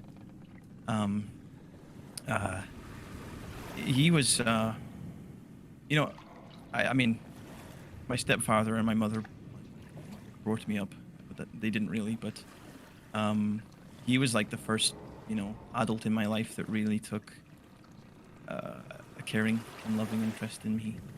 And I hope I can introduce him to the whole crew, you know, one day. I think they'd like him. I think Edie has her reserves about him, but he's nice. Well, I would love to meet Sebastian one day, seeing how he was someone who helped you out of this situation. It kind of like you all are my Sebastian, because you helped me out of my situation. Sadly, I don't think he'll ever be able to meet the crew there. They're back at the island, but they can. He can be me, and then that would be fun. Thank you. Yeah. I'm sorry that you had to go through that. I obviously understand. What you mentioned about having everything but not really, but all you really want is that human connection. When I was younger, I had a good life and I took it for granted. I didn't even realize it until I didn't have it anymore. So I understand you. She can't even get words out. I think she just hugs you at this point. And Lyra will hug you back. she looks to the left and looks to the right, and you can see she's scheming a little bit, but there's something like secretive that she wants to tell you. So she gets in really close and she whispers it to you, and I'll type out what she says to you. Okay. Uh-oh. Secret. Right, where's Amy at? Damn it. Why did Caitlin leave? I could be having like this jealousy moment right now.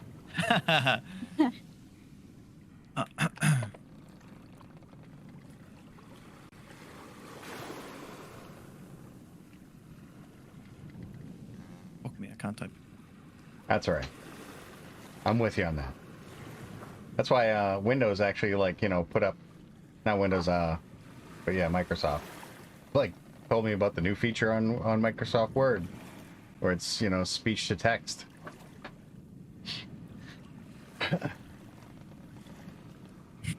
You're just not gonna share with the class, especially like the dungeon master. The dungeon master. If Vila and Hannah are okay leaving the VC just for a second, I can publicize it. The stream will know. The stream can know. Oh, okay. Okay. No, Well, no, actually, no. I'll just tell you, Matt. I'll just copy Yeah, and paste. let it be a secret until it happens. Okay, yeah. My audience is going to hurt me. You realize this, right? It'll be worth it. I think you already know, actually, Matt. I think I've already told you. Yes. Yeah, you did mention that to me. Okay. Yeah, hate on Sammy. It is something that will come out eventually. So, Yeah. yeah, it'll come out.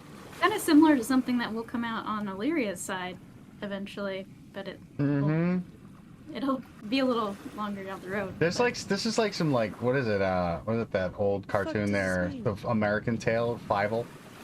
Oh, I fucking I loved that as a love kid. that movie. Feywild Goes West. Like the That's two of you, shit. like, oh, we're under basically singing the song that we're seeing the same moon and it makes us connected. And Aww. it's like, what the fuck is going on here? What is wrong with you two? So yeah, I haven't told the rest of the guys, but, so it's a secret. But, Can't wait. yeah. What's going on? Is you and Alethea? Oh, between me and Alethea. Oh, I don't know. I mean, and then she kind of like She got you a cute fiddles bracelet. with her bracelet. Oh, well, it's, and then she's gonna kind of hide it. Well, I know she made it, and she thought that I might like it, and Alethea and I don't know. Do you think there's something? Wait, say that last bit again. It just cut out on your mic. She's gonna whisper. Do you think there's something between me and Alethea? I mean, it seems that way. I mean, none of the rest of us got those nice bracelets. Not that I'm jealous or anything. I kind of like seeing you two together. I don't know. I mean, I've only known Alethea, I think, 2 days longer than I've known you, so it's still early doors. But we had the conversation back back on the island, not long after we left Bob's place.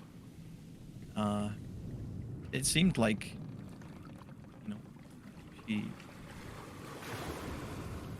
had a liking for you. I am not one to say whether it's romantic or platonic or whatever's going on there, but I mean, I don't know if there's anything going on, or I mean, you think maybe, I don't know. I mean, if something was going on, I wouldn't be against something going on, but I don't know if anything's going on. So, you know, that's up to, and I don't know.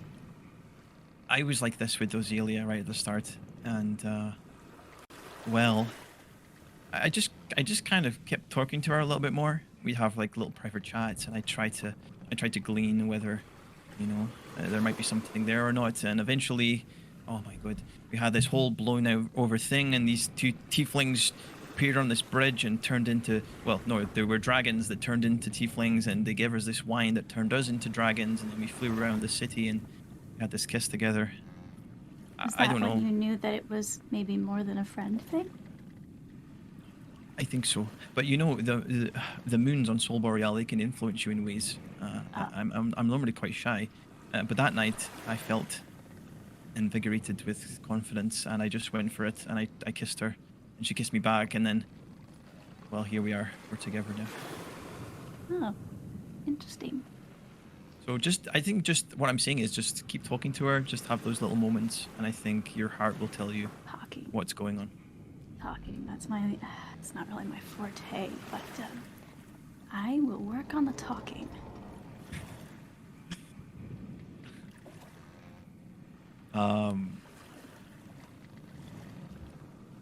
Yeah, I think that's all I have to say. Yeah, I think at that point, Illyria will be like, "Oh, okay, thank you for everything. I need to go work on my talking."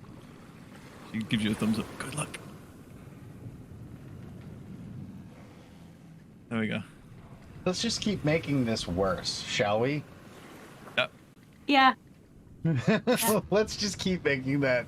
Like, you guys are like trying your hardest to make me feel bad. And we will. And it's like, no. These characters don't know what's coming, man. We're not metagaming. I know. I'm just saying, is like, you know, you're trying to make me feel is like these feelings, and it's I can't.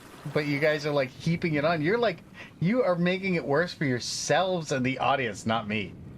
Because I knew this was coming. I know. I'm like, it's kind of funny because like the whole campaign that I'm in right now, everyone's like peppy and like woo, and I'm over here like I'm having such traumatic moments right now, like bringing everybody down. This is so traumatic for me. It was a lot. So yeah, sorry. I had to do what I had to do. But continue. You're taking this conversation up to like try and. Oh no! She's gonna probably work on go to her room and work on her talking, and okay. just, like maybe talk to herself like, "You look nice today." Gosh, what am I supposed to say? And maybe like look for a book about like I don't know, like a romance book or something to try and pick up some lines. Oh god, sure. You find a book of romance. Nothing too on well, a actually, ship filled in, no. filled with basically pirates. Yeah, Absolutely opens... find a book on romance, and you learn probably far more than you meant to. Yeah, she kind of like leafs through it and like reads some pages, and she's like, "Oh, pages. too advanced," and closes it up, and then puts back and like, "Okay, I gotta go back to Yeah, myself." It's like the library on a ship like this, probably a little limited, but there might be some romance novels in there somewhere. Yeah, she's gonna wait till they get to town to look for something that's not as advanced. You find the library is in the privy. In the bathroom, so but yeah, that's pretty much what you would find on a pirate ship. But with social stuff, you would have had access to books like that. I mean, you did have some on the island. But I think like yeah. Like, but they probably would have been the romanticized versions, like especially with that steamer trunk. you probably found like rules of etiquette. You know? Yeah. Yeah. I think probably at the time though she wasn't taking it to heart. She was just kind of like reading it.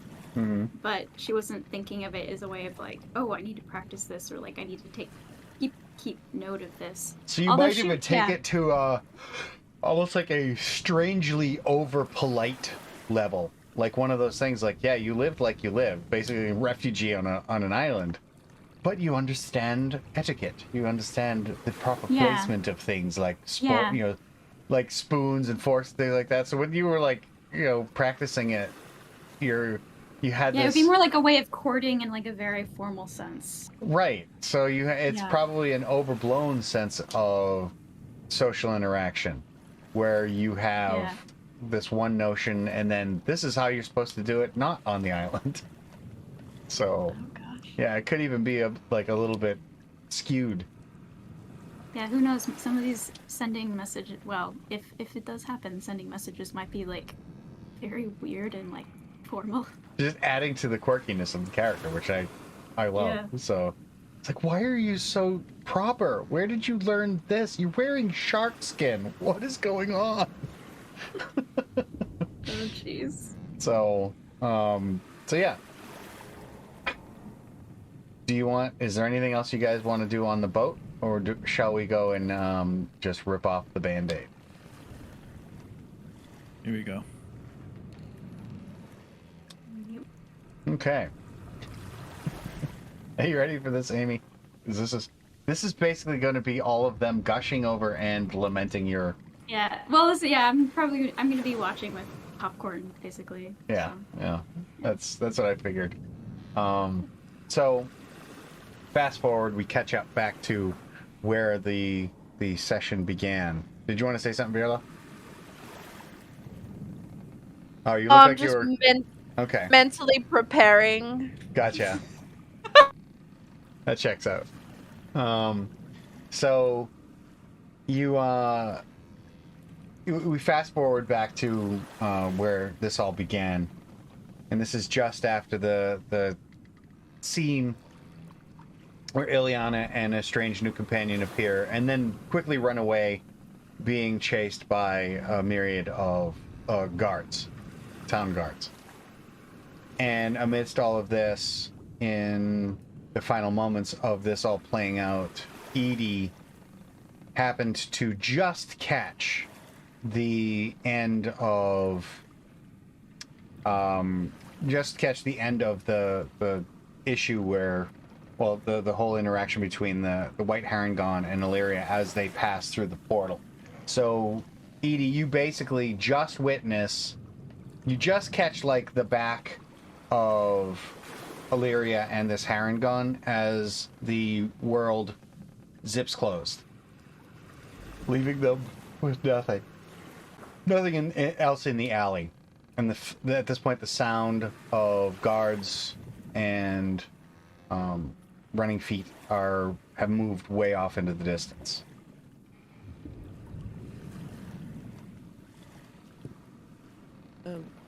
I just go in alley, like I just end up in the alley, like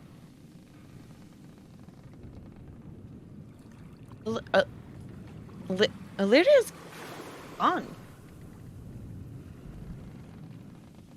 I think Charlotte's kind of looking at where Illyana just ran off to, and then kind of checks back to you. What the hell's going on? What do you mean? What do you mean she's gone? She's gone. I just saw her get pulled further into the alley, and it looked like a portal closed. She's just gone. She's not here anymore. I just checked the whole, she's gone. Let me take a look for magical residue that might still be in the air. And I do an Arcana check, or if I need to, I'll do a detect magic to see if I can see what's going on. Your detect magic does not pick anything up at this point. The spell would have completed. Is there no trace of spell in the air? Nope. What did you see exactly? I saw well, she just like got pulled further back into the alley. Like I came in and it just saw something close up behind her. Like I don't know, like a sky from somewhere else. It wasn't. This. I don't have any means of trying to communicate with her. Where she's at. I'm not gonna actually do it, but just imagine Illythia screaming Illyria's name. She's like very loudly, like frantically looking around like a mom that's lost their child. Oh, Your best De Niro falling on your knees. You're like, Illyria! Ellie, we don't know where she's gone. You know. Exactly. We do not know where she's gone. We pissed off the king, the Black King. What if she's back on the island? What if the Black King took her and now she's back on the island where she began? Okay, we have to go back. We have to find her. We have to go back to the island. Charlotte. Because I don't know where she is, but she just got off and I can't have her back on the island. Maybe. no. Maybe she just ran away in the commotion. There was a lot going on. Just lost track of her. Why would she run away? Thought we were friends. No.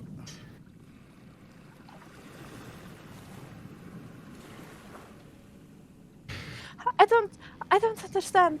She'll reach out for like the necklace that she wears that also has a tooth on it, and as she touches it, it will flash, and I will cast locate object on the necklace that I gave Valeria. Oh. Unfortunately, it doesn't pick anything up because it only has a range of 1,000 feet, I think. I know. She is beyond that range. I am When- fully aware. She's not here. She's not here. She has to be back on the island, you guys. We have to go back. You can visibly see Charlotte is broken as well, but I think she's trying to keep it together for you.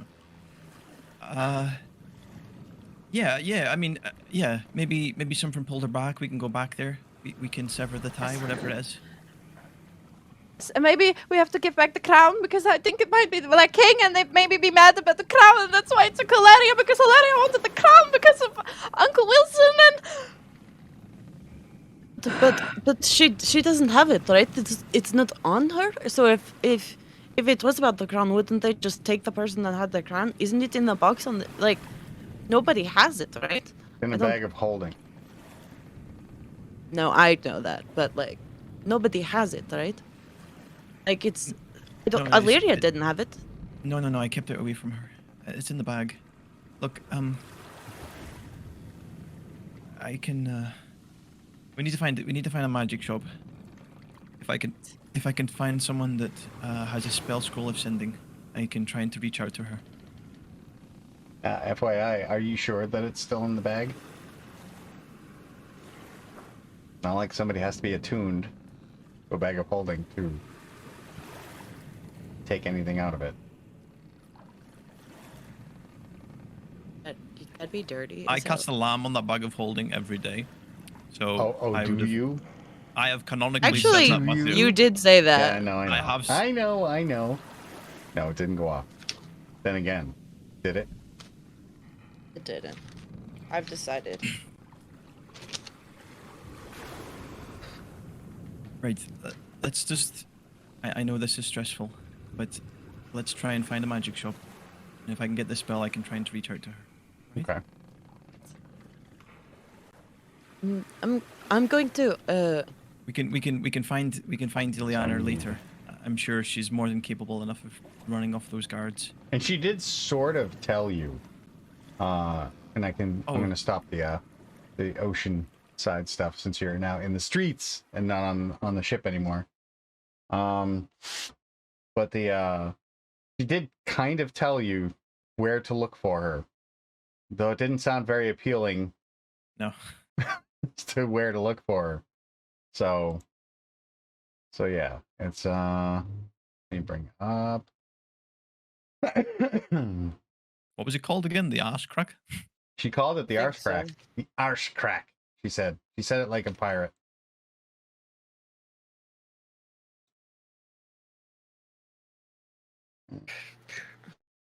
I'm going to honestly, I'll feel better if I can just get a better look at things. So I'm gonna go up on top of these roofs or something, and just that horrible noise and that weird, that now like tiger striped looking panther from the dungeons is there, and she just, if I can just jump up onto the roofs from there.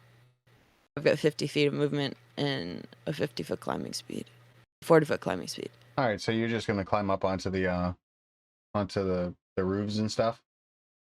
Yeah, and I just want Overwatch. I'm also trying to see if I can pick out.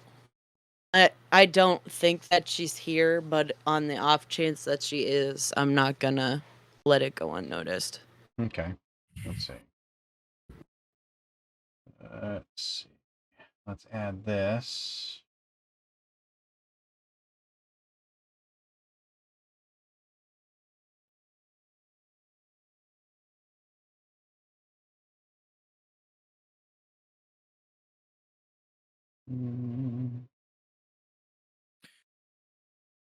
What exactly did you see? Did you see the bunny, Hannah?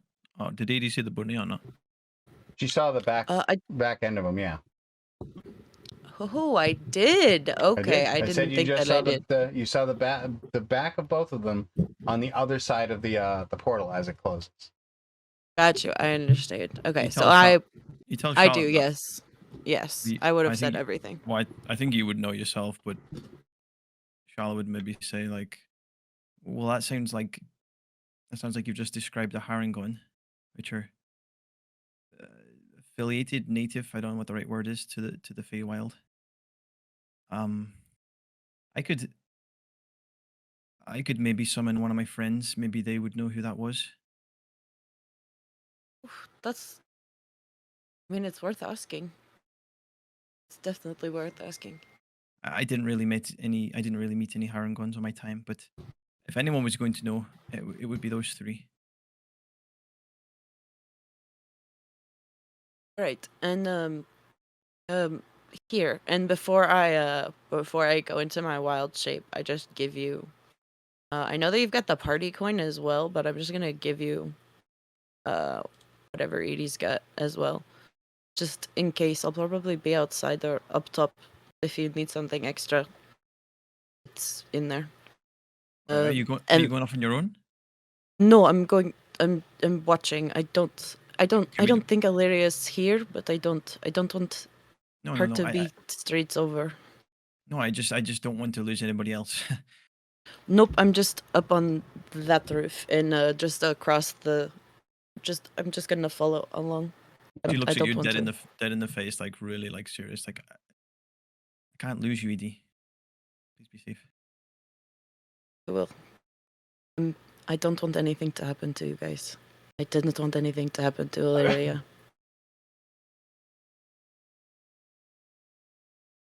And Adie will just stand there for a second, and she'll hold that look probably after you look away, and then she'll just like nod and go to like not like step around you, but just sort of like turn into the alley in between one step and another.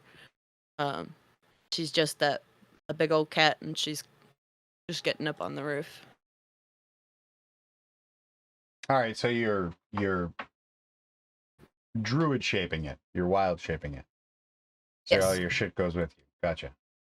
Okay. At this point, Charlotte's kind of, she can see that traumatic expression on Alicia's face and relates to it, and she just kind of comes up close and just holds your hand, and she looks at you. Look, like everything's. I know it doesn't seem this way, but everything, I promise, is going to be okay. Illyria is absolutely more than capable of looking after herself. So wherever she's gone, wherever she's at, That girl is incredible. And she spent how many years on that island? Basically by herself. Wherever she is now, I'm sure she'll be okay. Okay, so just have faith in that. Look at me. Okay. I know she's a badass. I just don't want her to be alone again. I know. I miss her as well. But we're going to try our best. We're going to try and get into contact with her. Okay? Okay. So you're going looking for a magic shop, right? Yeah, you made roll investigation or something? Nope. It takes you the better part of a day, like the rest of the afternoon, just because you're basically in Tortuga. And the best thing that you were able to find was a place called Pickering's Salvage and Sale. Pickering Salvage and Sale. And Sale, yes. And there is a rather gruff-looking ex-pirate of a half-orc standing behind the counter. And you can see this person has... It's exactly what it sounds like. He's selling salvage. So basically, he's reselling treasure. If you have stuff that you rightfully take as salvage and things like that, and he'll buy and sell it. So magic items, gear, whatever, artwork, any kind of thing that might have been recovered from a shipwreck that you can think of is in this shop. You walk in and there is the heady smell of incense burning somewhere in the back. Welcome in. There's something I could do for you. I truly hope so, sir. We've had a bit of a day. I'm looking for a certain spell, a spell scroll, actually. I'm looking spell to scrolls. Don't get Yes. much use for them around here, but Do you have anything? I have a few. Okay. There was one in particular, sending. Do you happen to have that? Well, you're welcome to look through the stacks. I've got a steamer trunk. Must have belonged to some wizard or something. That seems Might promising. be something in there. Come on back here. I'll take you to it. Thank you, thank you. I didn't get her name. Sorry. Well, Pickering's the last name, but you could call me Older. Older. Thank you for your help, Older. I hope it's in here. Well, come along. And he follow. leads you behind, there's a counter that looks like it's made mostly of driftwood, like carved driftwood and planking from ship's decks. As a matter of fact, a lot of the wood in here has either been originally constructed from or replaced and or repaired from planking off of ships. So you're looking for magic, you see? Yeah, sir. Anything besides scrolls? Are you looking for I have No. Just scrolls right for right now, please. We're in a bit of a hurry. All right. No offense I don't meant. No. I do have a business to run, so come with me.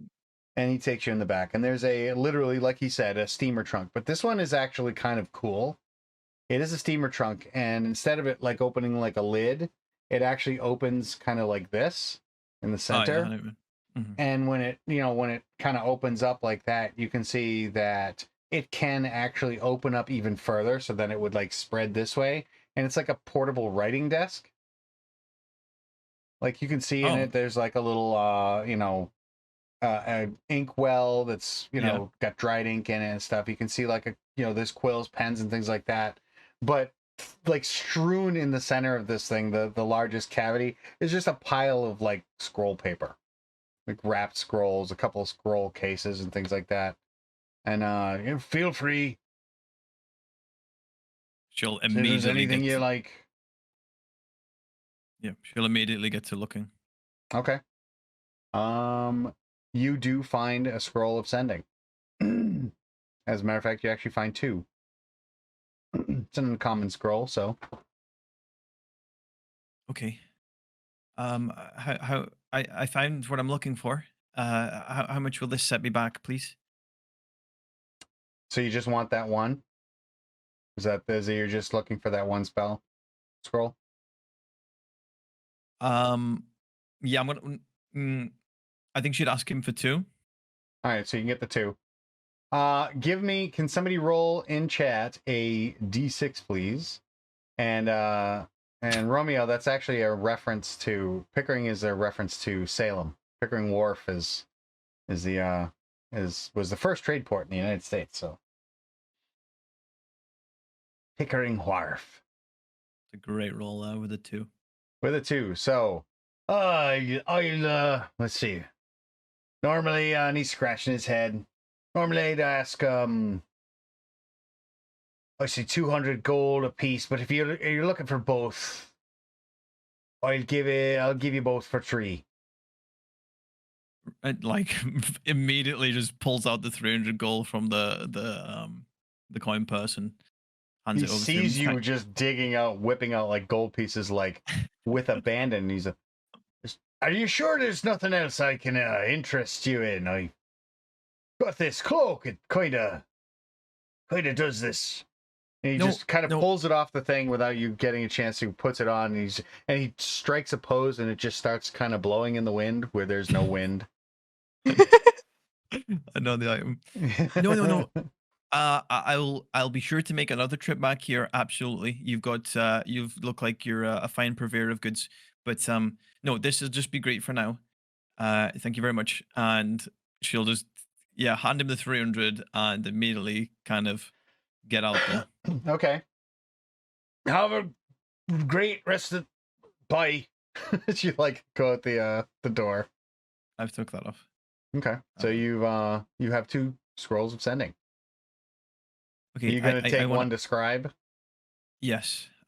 This is what she says. I want to keep one of these. Means I can cast it again in the future, but it takes a couple of hours to do that.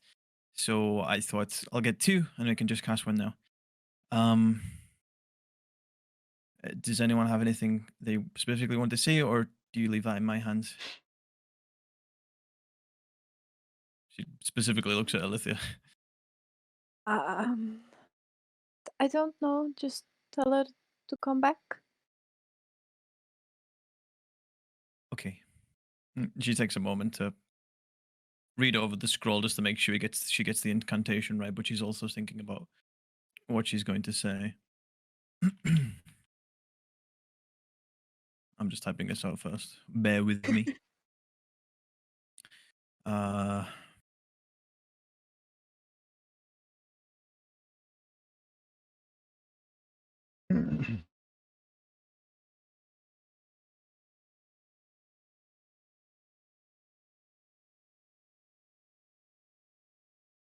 Wow, people actually writing out their sending spells. Well, we don't Unreal. have a we don't have a Laura Bailey or no, it's who was it? Travis is the one that always counted. I can count. What did you say? What did you say again, Azalithia? What did you want me to say? I think I said just come back. Okay. That's what I wrote, but I just wanted to make sure.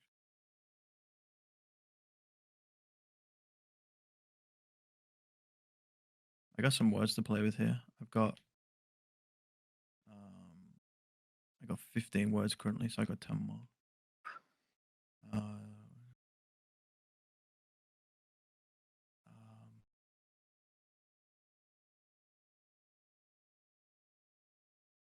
don't even know. I don't know what else.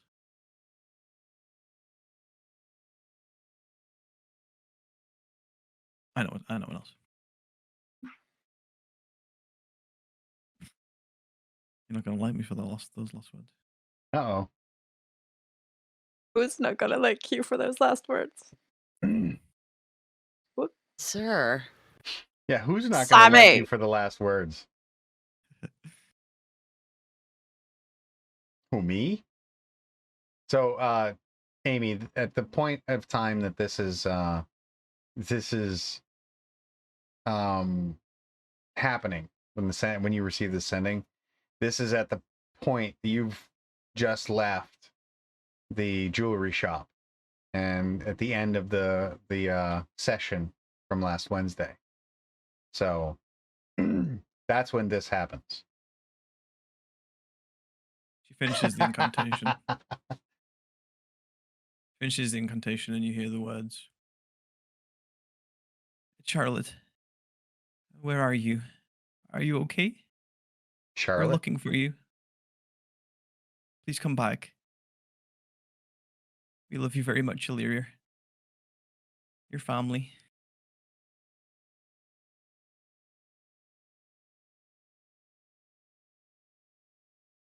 Yeah, give me a second. Yeah, that floats into your head.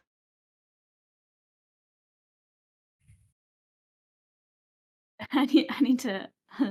Take whatever time you need. I'll copy and paste it just in case you're thinking about the words.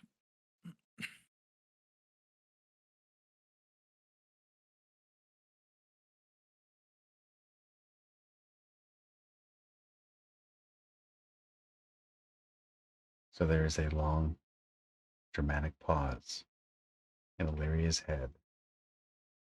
As these words, familiar, when they were spoken by Charlotte herself. Okay, I think I got the correct amount of words here. Okay.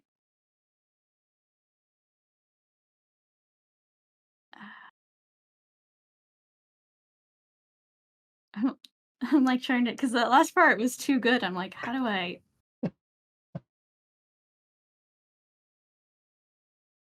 Good job, Sammy. Well, that's my empath superpowers. Yeah.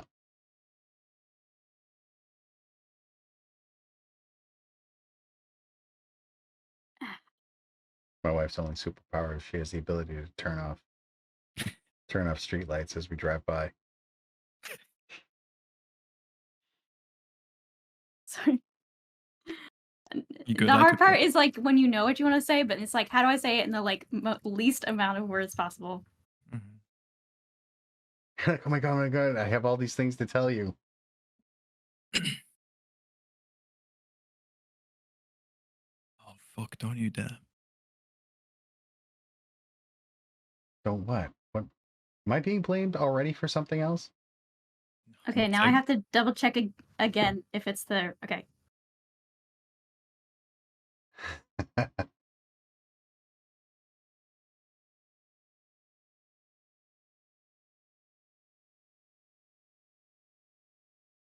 Okay, we got it. Okay.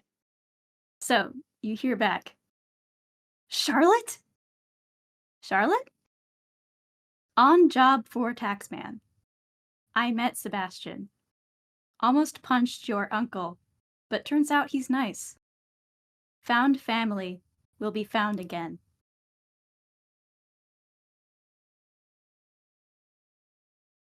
Wait, where's the mic?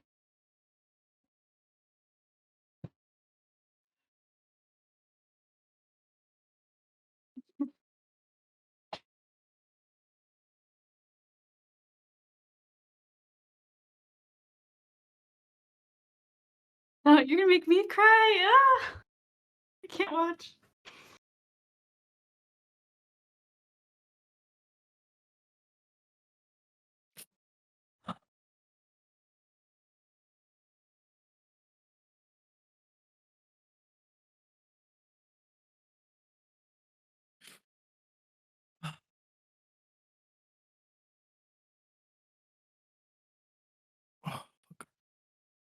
I'm going to assume Charlotte actually has the same reaction. So everyone else around you would see that because you can't hear what Illyria said. You would see Charlotte's reaction first. Yeah, you'd kind of just see her expression kind of just peak at the start, just at the sound of a voice, and then just fall off a cliff. But I think she'd be feeling so much, but you should try to steady yourself and get to the point because I know you guys are waiting. She said, well, she replied first and foremost, so she's alive, and Think she said that she's on a job for the taxman.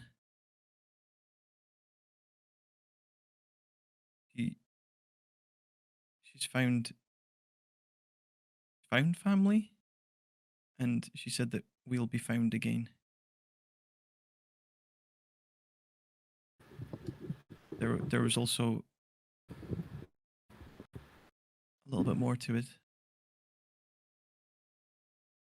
She said that you met Sebastian, and she said that you almost punched my uncle. As far as I know, I don't have an uncle, so that's news to me.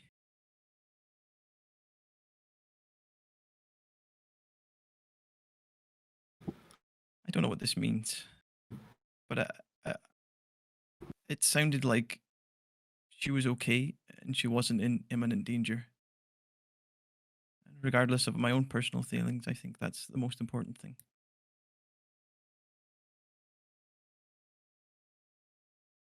Didn't say where she was though, and I have no idea where Sebastian is, so I couldn't even tell you. But we have the spell now, and I can try using it on other people. I'm sorry for crying. Just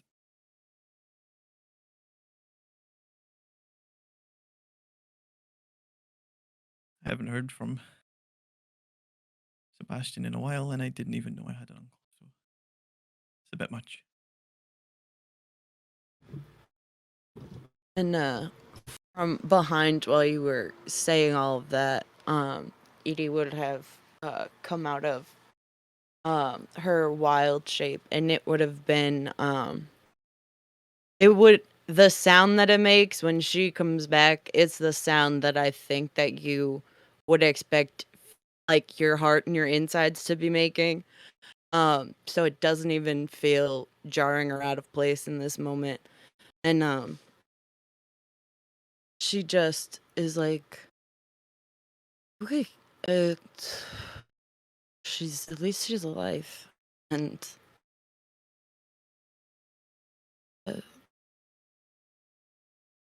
Sounds promising, honestly, right? yes. But Maybe that's tears. who took her, the taxman. But I didn't expect him to be a bunny rabbit. Yes, that I don't. Yeah, that's. But tears aren't a thing you need to apologize for. There's just so many thoughts going around my head. But look, Alethea, I would. She would look to Ozalea and then glance back to you. I would run to the edge of the earth for this for Ozalea. And if you do the same for Illyria, then I wouldn't blame you. So if you want to do it alone or you want to do it together, we're here for you. And we want her back as well. But right now, I think she's got a job to do. And maybe it's best that we don't disturb that job. Okay? Up with right. But if you want to ignore all of that and go and find her, that's exactly what we'll do. Okay? No, well, she said she was on a job with new family. Is that what I understood? Or She said the phrase. No? What You know did you the say? trope. You know the trope of found family in books. Yes, as in she found us, she'll find us again. Yeah, like you are my found family, and I will find you again. Kind of like I will find my found family. Kind of. Charlotte got that right. I was just choking up in the moment. I everyone with their uncle issues. Are we replacing daddy issues right now? I got those as well. Probably do as well. I just don't know it. I don't remember that. What do you want? What do you want to do, Alethea? It's- This is, I Sounds- think we all know that we all care about Illyria and love her, but I think you love her just that little extra bit, right? Don't know, Charlotte. She'll start blushing again. No, she's on an important mission. I feel like she should do her mission. Now, sometimes you need to do missions alone because it makes you that much stronger. If she would have needed our help, she would have taken us with her, and she didn't. So, Well, maybe, but there's still a lot of tangibles and details that we don't know. We'll just have to put our faith in her that she knows what she's doing, and she's gonna be okay.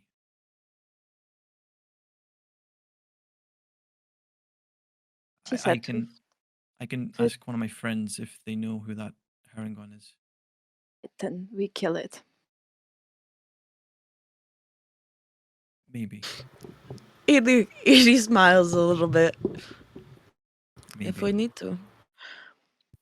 But Hmm. we don't know. We don't know all the details, so I don't know. But Yeah, we might be killing like the taxman, and then when we see Aleria again, we're like, "Oh, we killed the bunny rabbit," and then Aleria's like, "Oh no, that's my No. exactly," and then we'd be enemies for life. yeah, then then you went from you've done the wrong thing. You went from lovers to enemies rather than enemies to lovers. Exactly. You know, also a great trope. Attention.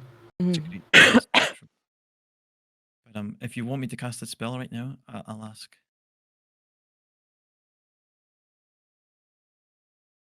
Don't know, Charlotte. So it just There's a lot going on. I know. It would just maybe shed a bit more light on the situation. It can't harm anyway. Okay, if it can't harm, then. Charlotte pulls out that same gilded flower that you've seen when she casts a spell. She holds it. But instead of thinking of Emrit or thinking of Yuxi, she thinks of Agname. That's the It's the Summer Eladrin. yes, thank you, the Eladrin. Yep. Okay. Do you want me to describe what she looks like when she appears? Remember, summer Eladrins, dark skin, light hair. So yeah, you can. Yeah, so you see a whole like grasp the gilded flower in the palm of her hand, and then she lets go, and it like floats up into the air, and then you see like a cascade of like light and sparkles, and then as it subsides, you see this beautiful elven woman, albeit in a smaller form than what she'd usually find herself in. But you see, like Matt said, you see this dark skin with a similar hair color to Charlotte's. She's got a short fringe, and it falls down past her shoulders. But intertwined in the hair are pieces of brown autumn leaves that kind of stick through and just scattered throughout her hair. She has these lilac-colored eyes with freckles underneath, and two kind of I don't even know how to call them, like jagged pieces of like makeup that stem from the her eye bags down her cheeks, and she's wearing this kind of, I'm so bad at describing clothes, but it's like a frilly kind of like all in one top thing, kind of like maybe what you'd see in like traditional German culture, like that type of vibe. And I'll let Matt role play her from that point on. No, it is not Zahira. That would be so. Just because that's that would be funny though. Like just Vess's character shows up like, who's summoning me? But no, she's very elegant, and yeah, she's shorter, but not by much for an Eladrin. Eladrin are still pretty tall. And she steps out. Elegance is, you know, an understatement. Very graceful. Every movement seems to have a purpose. No wasted energy whatsoever. I'm speaking in Elvish, so I don't know. I know. Do all of you speak Elvish? Just making sure. Fine. No, she's speaking Infernal. Anyone speak Infernal? I'm kidding. Tell me, bitch. Take another drink.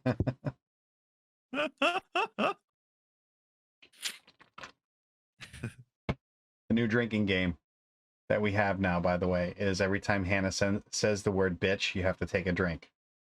That is now an official canon, like, drinking game for my streams. Every time Hannah says the word bitch, Everyone's getting paralytic then. and everyone's gonna die.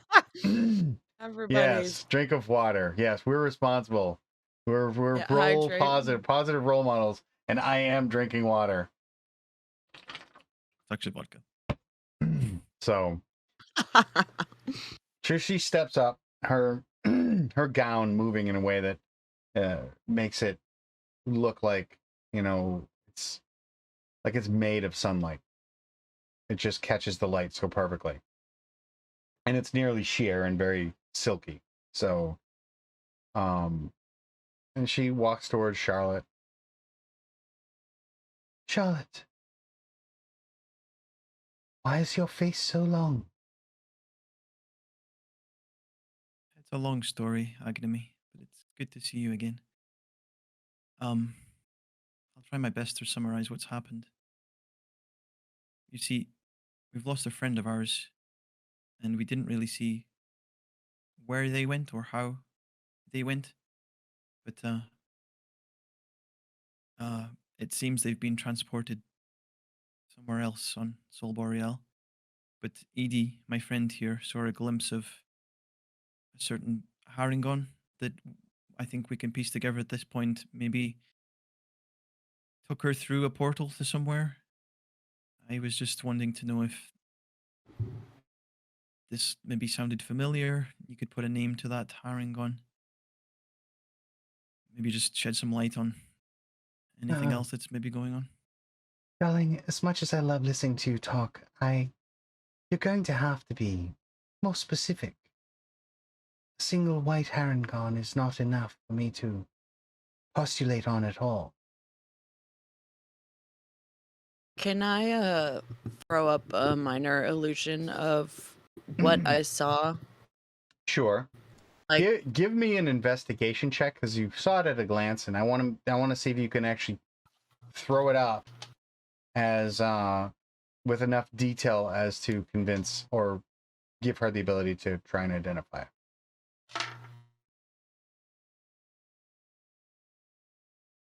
15. Good enough. Hey, baby. Let me see if she recognizes the Harengon, and it's only its ass. Like you're like, it's going away from you. So I'm also hoping to have at least gotten a little bit of what the colors were behind them that they were stepping into. Little bit. It's like looking through a heat shimmer at that point.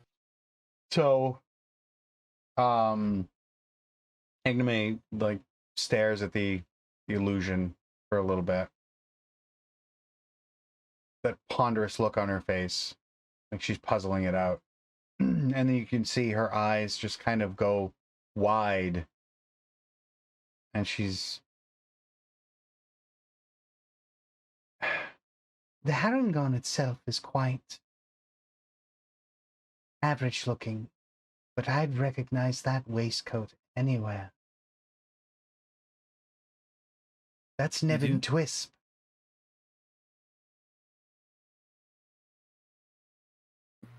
What? Nevin Twisp. Yes. Are they notorious in your neck of the woods? so to speak. You might say that, yes. He's a herald, you see. Herald. What does that mean? He serves one of the courts, the Fey courts. In this case, he serves the Winter Court of Fey.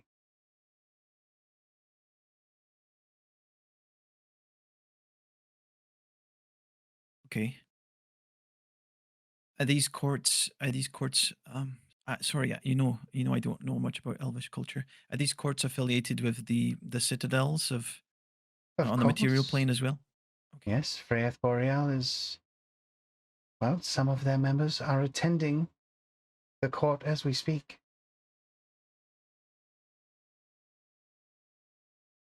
Why would Nevin want our friend Illyria? She's, to give a little bit of a background, she's a wood elf. Her second name's Lycanwood. Does that ring any bells? I can't say that it does, but the You said she was name from the Lycan- Idlewood. The Idlewood, you say? Yes. Well, Specifically. Oh God. no. No, it can't be. It is Could it? they were carvers. What did she say that his family did? They did Oh, they weren't shipwrights. They were artisans also. They left, what is the name of that place? Imbar? No. She said, I think Illyria said they're originally from the Idlewood, and the last time she was there, they resided on the west coast of Bannerfly Bay. I think that's right. I don't know much about the name Lycanwood, but I do know something about, well, there is a bit of a fixation that, while not directly affiliated with the court of winter and ice,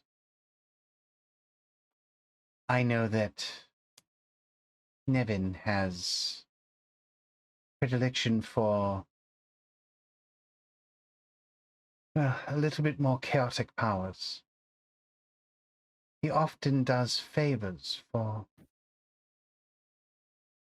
some rather notable or notorious wild Fey. See, he has a brother who serves one of them, I think. I don't know. But if you're saying the Idlewood, Nevin Twist is involved, that can only mean the quest of all quests has been undertaken. What does that mean? You're familiar with the Fall of Spring? I am. Vaguely. But It is a rather lengthy poem. It is a saga, after all, but it is also a history. It is a history of the people that now reside in the Idlewood, who were once Vurenai, spring elves. And it is, in prose and poetry, a record of their tragedy. But there is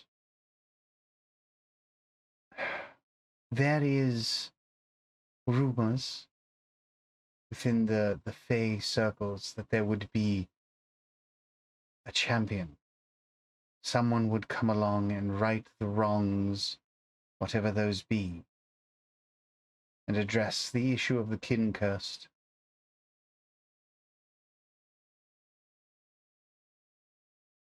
Charlotte heard of that before.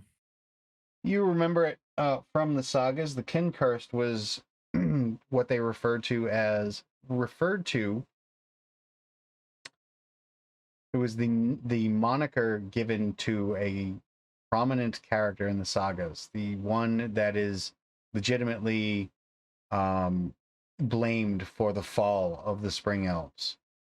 is a half elf, and through reading the sagas, you realize that it's why for the longest time the high elves of Sol Boreal hated half elves, like to the point where they should be killed. They're an abomination. They are the doom of this world. It's only since the last 253 years after the ending of the last Dark Tide that the elves have changed their tune. And since they have changed their tune, the sagas have become, the saga, the Fall of Spring, has become more popular amongst elven tutelage and readers, and including the Fey side of things, considering the way the elven citadels work. So it's always been a big thing with the Winter Court, and the Summer Court has had interest in it too, probably more than most.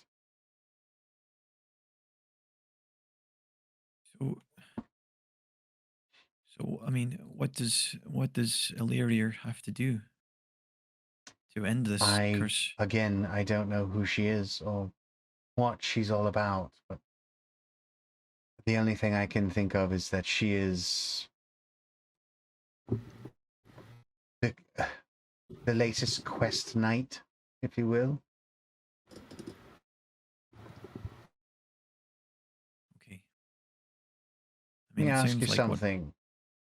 All right, away, yeah. Did she mention, did you see or anything? I mean, did any of you have any contact with this person post leaving, in accordance with this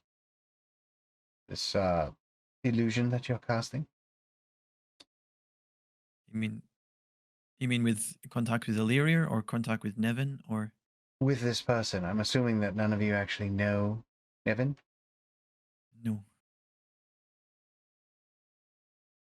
No, never had contact. And I'm referring to this person here, which I'm assuming is your Illyria. Right. She's pointing to the illusion, which is basically the picture of the portal, blurred background.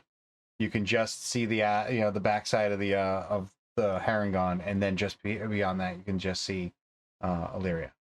No, I was just able, before I summoned you, Agni, I was able to cast a sending spell, and I got a reply from her. I mean, all she said was that would be relative to you in this conversation was that she took on a job for who she calls the tax man. I think we all know at this point that the tax man is indeed a pseudonym for the Malakin. Dedication of Death, Malakin. Yes. Yes, of course.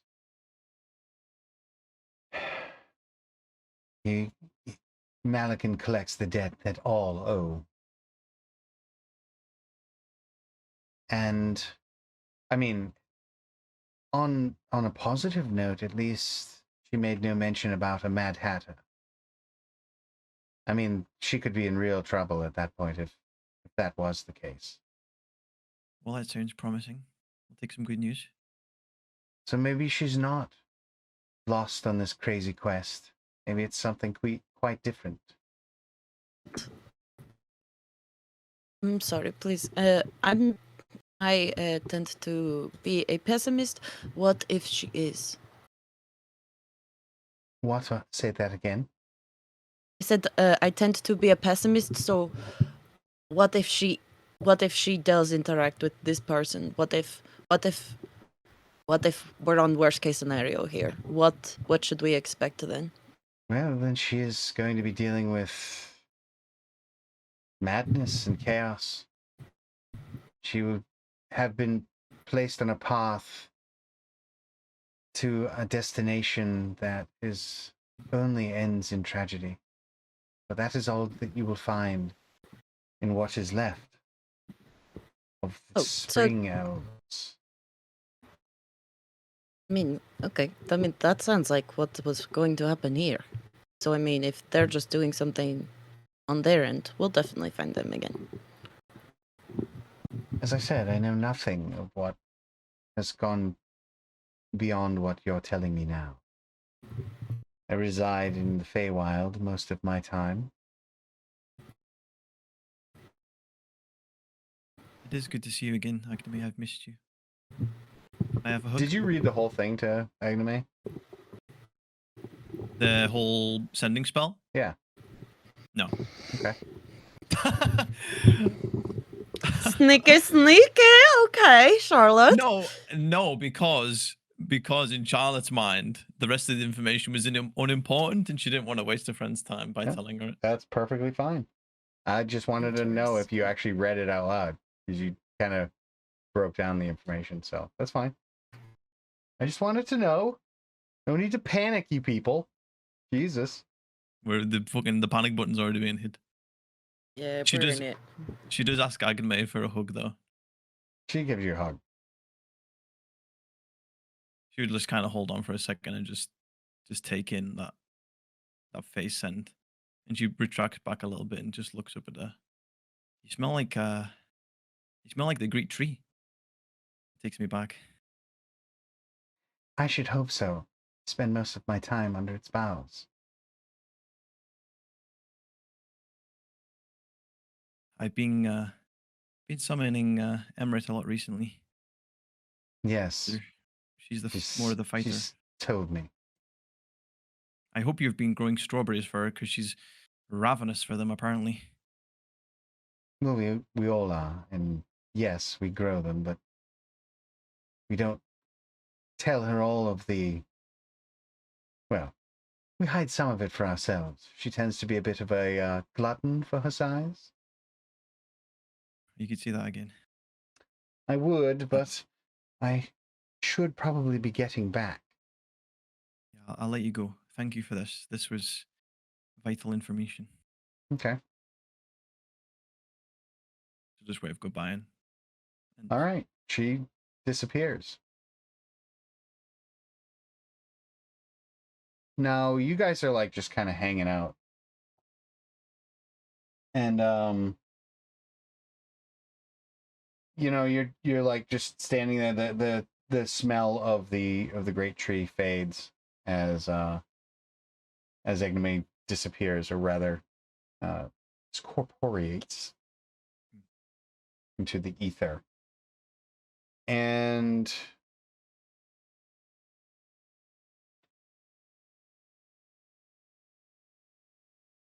your little Strigopex that you hang around with, Vulpini, watching this all unfold,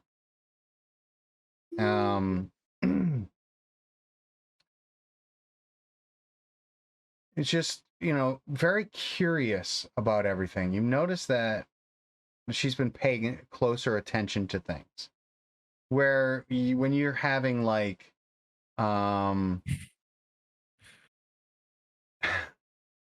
leave that critter alone.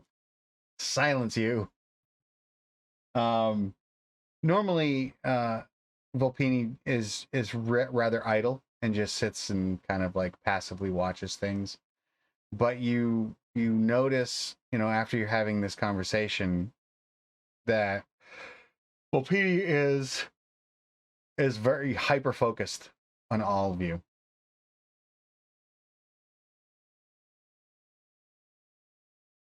You've been looking at me weird for a while, girl. And she'll get in close and kind of just place a hand on her head and just try to deepen that connection that she's got a little bit more than usual, to try and like talk with her. Look, if you can see something, if you could help us, we'd really take that right now. Like cocks her head, looking at you. But she's not saying anything. Just looking at you. But is very, very focused on you.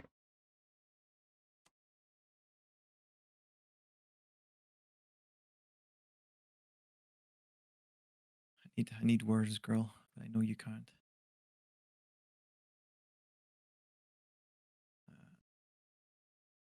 I know you're probably worried about me, but right now I'm safe. My friends that you can see are safe, and it seems like Illyria, for all intents and purposes, is also safe to an extent.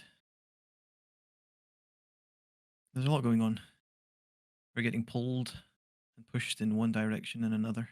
Ithian.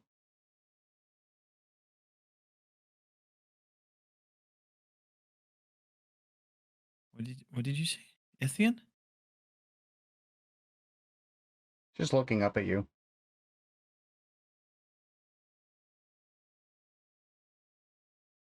I've never heard that word before, girl. That name. It sounds like a name. Starts to nuzzle into your hand and coo, but that's but all. Ithian. Okay.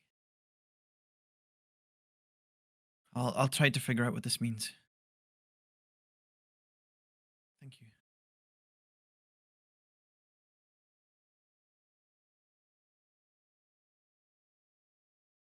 I think Charlotte at this point is just going through old memories.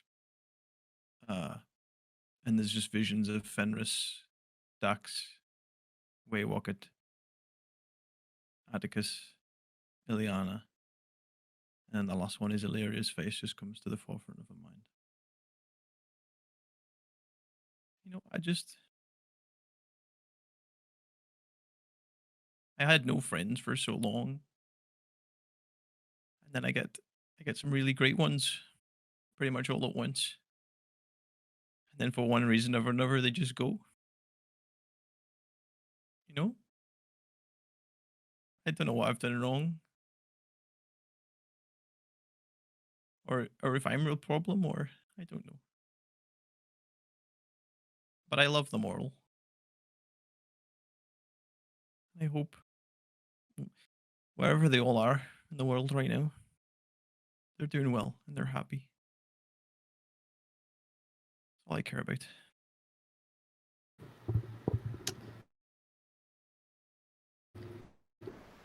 While you're talking, Edie, you can't see this. Edie's probably like behind you or off to the side or something. But she just like hears you and like looks like she wants to go over and say something, or like turns towards you like she, I don't know, wants something, but she just sort of sees Ozalea undoubtedly like move in towards you and just looks back the other way and like gives you the thing of like that she didn't hear. And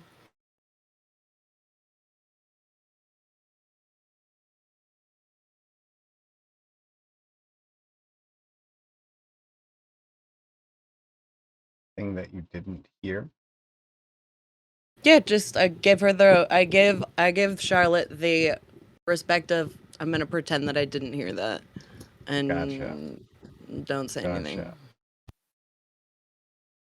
So the name Ithian rings off into the night. Unknown. Unheard by anyone except for the people who are standing right here. And somewhere, thousands of miles away at this point, well, not thousands. I'd say probably about 1,000 miles away. In the Idlewood, a group of newfound friends, if you could call them that, is trudging through the streets of the Idlewood. Evening has fallen. The lamplight is illuminating the way in the flickering style of fireflies. And a grinning face can be seen in the darkness. Just the eyes, just the teeth The rest fully obscured by the shadows. And unbeknownst to the group, as they are walking, this figure is flitting from shadow to shadow, watching, waiting.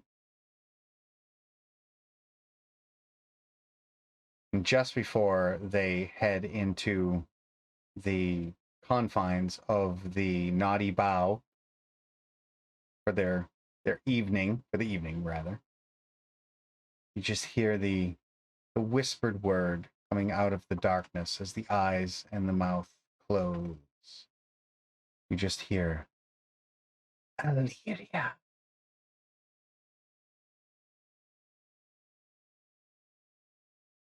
And that's where we're going to end it for tonight. Fuck. As it is 5 o'clock. You And punk ass. if you stick around, I'll run the end scene for a while, and if you stay tuned, I'm pretty sure Nick Fury is eventually going to show up and work on Fucking getting really. this. The next campaign will be announced. But so yeah, this was a bit of a step back to give the characters some time to, you know, kind of make it worse, I guess, that they're leaving. It's like, we're great friends now and I'm gone. Oh man. So yeah, we had a bit of a flashback and we managed to wrangle Amy in for one final episode of the Saturday game. Like, seriously, you'll find her on Wednesdays now. For realsies. Time until the next time that I just I don't know, pop up for fun. I don't know. No, Please do. I agree with Aislinn. The sending did help. It allowed me to actually interject some more story into this campaign, because what's going on? I don't understand. That's generally how I like it. So, yeah, except for, you know, Juju hates it. It's got to make sense. It will eventually. But yeah, so this was kind of a little bit of a flashback into the post. I don't know what the Illyria-ing, where Illyria was basically stolen away from the group and disappeared into the unknown. So who's to say what's coming down the road? Charlotte now actually has the ability to cast sending, since you now have the second scroll that you'll be able to actually scribe. It's going to obviously take some time and money to actually put it in your spell book and then memorize it and then use it. And so who knows what's going to happen? There may be some kind of like weird back and forth going on between campaigns, like directly. So it'll be kind of funny to see how that goes.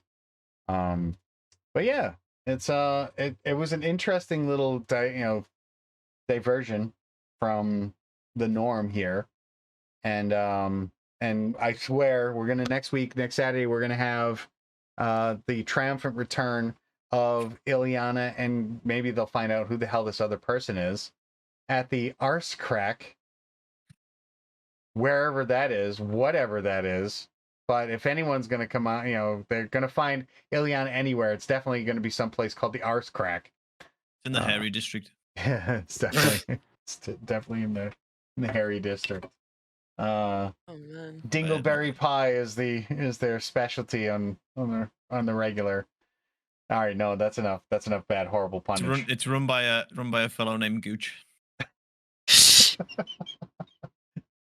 You're fired. You are fired, Sammy. I got fired a long time ago. Yeah, you did. You definitely did. We keep rehiring you, and that's my fault. But so yeah. So yeah, tune in next Saturday where we're gonna bring back Illyana. I can't wait for you to see her. I can't say anything. She'll be back. That's all I gotta say. We're kicking Amy to the curb finally, getting her the hell out of this campaign. No more dragging out in the tears and, you know, pulling off the bandage. She's got her own her own adventuring party that she has to run. So, you know, she's going to be busy doing stuff for the Mad Hatter. And, well, we're just going to have to see. If you want to see that, tune in on Wednesdays. But for me, tomorrow, I get to play the Return of Templeton Fog. Let's see how long he survives tomorrow's game. So that'll be interesting. If the girls keep pushing his buttons, he's going to go nuclear. And it's going to be an involuntary thing. Like, I won't be trying to go nuclear. It's just going to happen. Just keep me, like, we need to, in that game, we just have to travel near bodies of water. That's all. That's all I have to say. Never not camp near a lake, and always be observant of the dryness season, the dryness of the season that we're in. But yeah, so, you know, that's coming out. But Monday we also have the Weight of Tears that'll be returning as well, and that's got, you know, its own little bits of crossover that's happening. So, you know, all my campaigns have basically like some strange shit going on that seems to cross over. So if you want to see more, make sure you join the Discord and follow my all my socials so that you can be a part of the community and doing that stuff. Did we just get raided? Yes, Big Lundy is raiding with a party of 2. Big Lundy. Sorry for the timing, my dude. We're actually wrapping it up, but you know, I appreciate the raid. Thank you for jumping over. But before we go, let's do our shout outs for our wonderful and beautiful cast, because they are so amazing. And we're going to start with Edie, who is up on the upper left. Hello. Hello, I'm Edie. I am Raging Bay Bright. I am also Bryn on Friday's game. We just started yesterday our season 2, and we just kicked off with a big bunch of lore drops. And as always, I am Edie with the Strixhaven crew. And if you haven't got enough of me, by the end of Saturday, you can either find me on Sundays with For Shame Not Honor, the illustrious Moira Raven site. But tomorrow instead, you will find me, Sammy, Moira, Matt. We're all going to be over. Oh, Jinx as well. I forgot. Jinx is now out in the world. Everybody knows Jinx. And Virla as well. Our beloved. I can't even forget Belvedere because the arc just got dropped and I've been thinking about it for 2 days straight. Okay, so I can't believe that. But anyway, Belvedere is wonderful. So we're all going to be over there really doing some crazy shit on Bridges and Brigands. And come over and watch us. It's going to be a great time. I've got a southern accent. Question mark? It's a very nice accent, actually. As opposed to this character who is officially Yelena Belova. Right? Loyal Kid Bishop. Yes, Kid Bishop. We already had her reading lines for us, and she sounds just like her. I will. Yeah. Kid Bishop. I am going to actually put an NPC in there, Kate Bishop. We need it. Just so that you can say it. So, all right. Now, I personally love this one.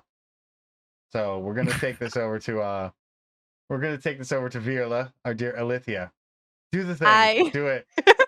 Hi, I'm Virla, and I also play D&D, and I have an Instagram, and it's Virla.Louise with an E at the end.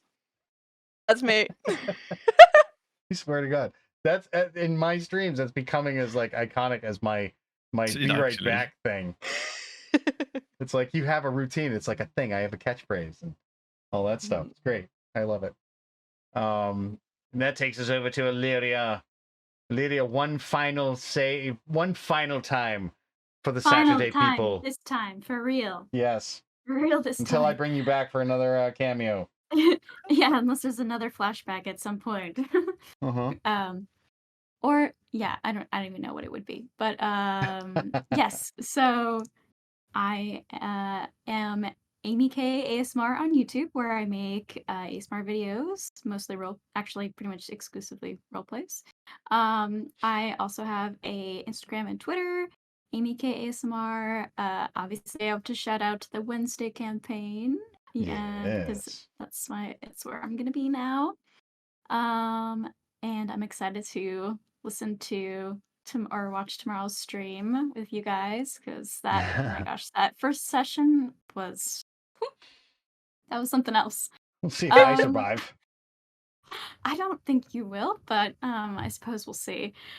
And also, I'm going to be playing a role-playing game tomorrow, Fiasco, with some other ASM artists on the YouTube channel TingleCon, and it's gonna be streamed. But it's like it will be, oh my gosh, the time will be 5:30 p.m. ET. Of course, watch the Bridges and Brigands stream first, but then watch me play Fiasco. And that's it. Yes. All right. And that takes us to Sammy. Sammy got a Twitch. Sammy by the gram. Sammy Well, I by didn't do the it. bird. Like Didn't it's do it. Sammy everywhere. If you see Sammy, it's probably him. Do I gotta go? Like at this point, Do it, it's just man. like, Do it. I'm setting you up. Setting you up. Knock him down. well, you heard it, but I'll echo it. Yeah, you can find me on Instagram at Sammy by the gram. You can find me on Twitter at Sammy on the bird, and you can find me on Twitch at Sammy go to Twitch. And like Hannah and everyone else beautifully said, you'll find me tomorrow over on Bridges and Brigands at 1 p.m. EST, where I'll be playing Adelheid, or as people like to call her, Adel Mummy, who is a half-drow hexblade warlock, who, like Illyria, also has a big scythe. Yeah. Sounds personal. I don't know why. No, it doesn't. Where's what? It's like got a big scythe. We're scythe sisters.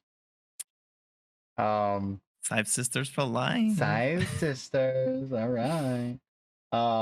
And Scythe matters exactly, Aislinn. Yeah. My wife. Leave it to her. That takes it down to me, who is currently starting to have an allergic reaction for whatever reason. I don't know. I'm getting, it must be spring. I'm Roll Positive Gaming. I do all things D&D, and I just love running games. I love making content for all you people. I love the community that I have been able to help foster. You guys are amazing. The support, the love, just being here. You know, I love you guys just for that. So, and to my amazing cast, once again, you guys always knock it out of the park. And yeah, like I had said, you can find me on Fridays for the Pirates of the Glass Sea. Did its triumphant return last night. Every Saturday for the Strixhaven game, which you are in right now. Mondays is the Weight of Tears, and now the new Wednesday campaign. Woo. Is it Alice in Wonderland? Where's Alice? Who's Alice? Do we even care about Alice? You want to find out? Yeah, who the fuck is Alice? Come and find out on Wednesday. So great cast there too. And as we said, tomorrow, Bridges and Brigands going to be me playing Templeton Fog, my poor evocationist, suffers from premature evocation and accidentally sets things on fire. So there is that. So we will have to see. So yeah, that's me. Join my Discord, follow all my socials, become part of the community there. Check out my Ko-Fi because I am currently fundraising to basically become a company to actually file and register my LLC to protect my intellectual property. So the link is up on there, and you know, any help is appreciated. So yeah, we're looking to become official, and we are in the process of writing the first species primer involving the Ash Elves, aka Olithia's peeps. So watch for that. That's coming down the pipeline very soon.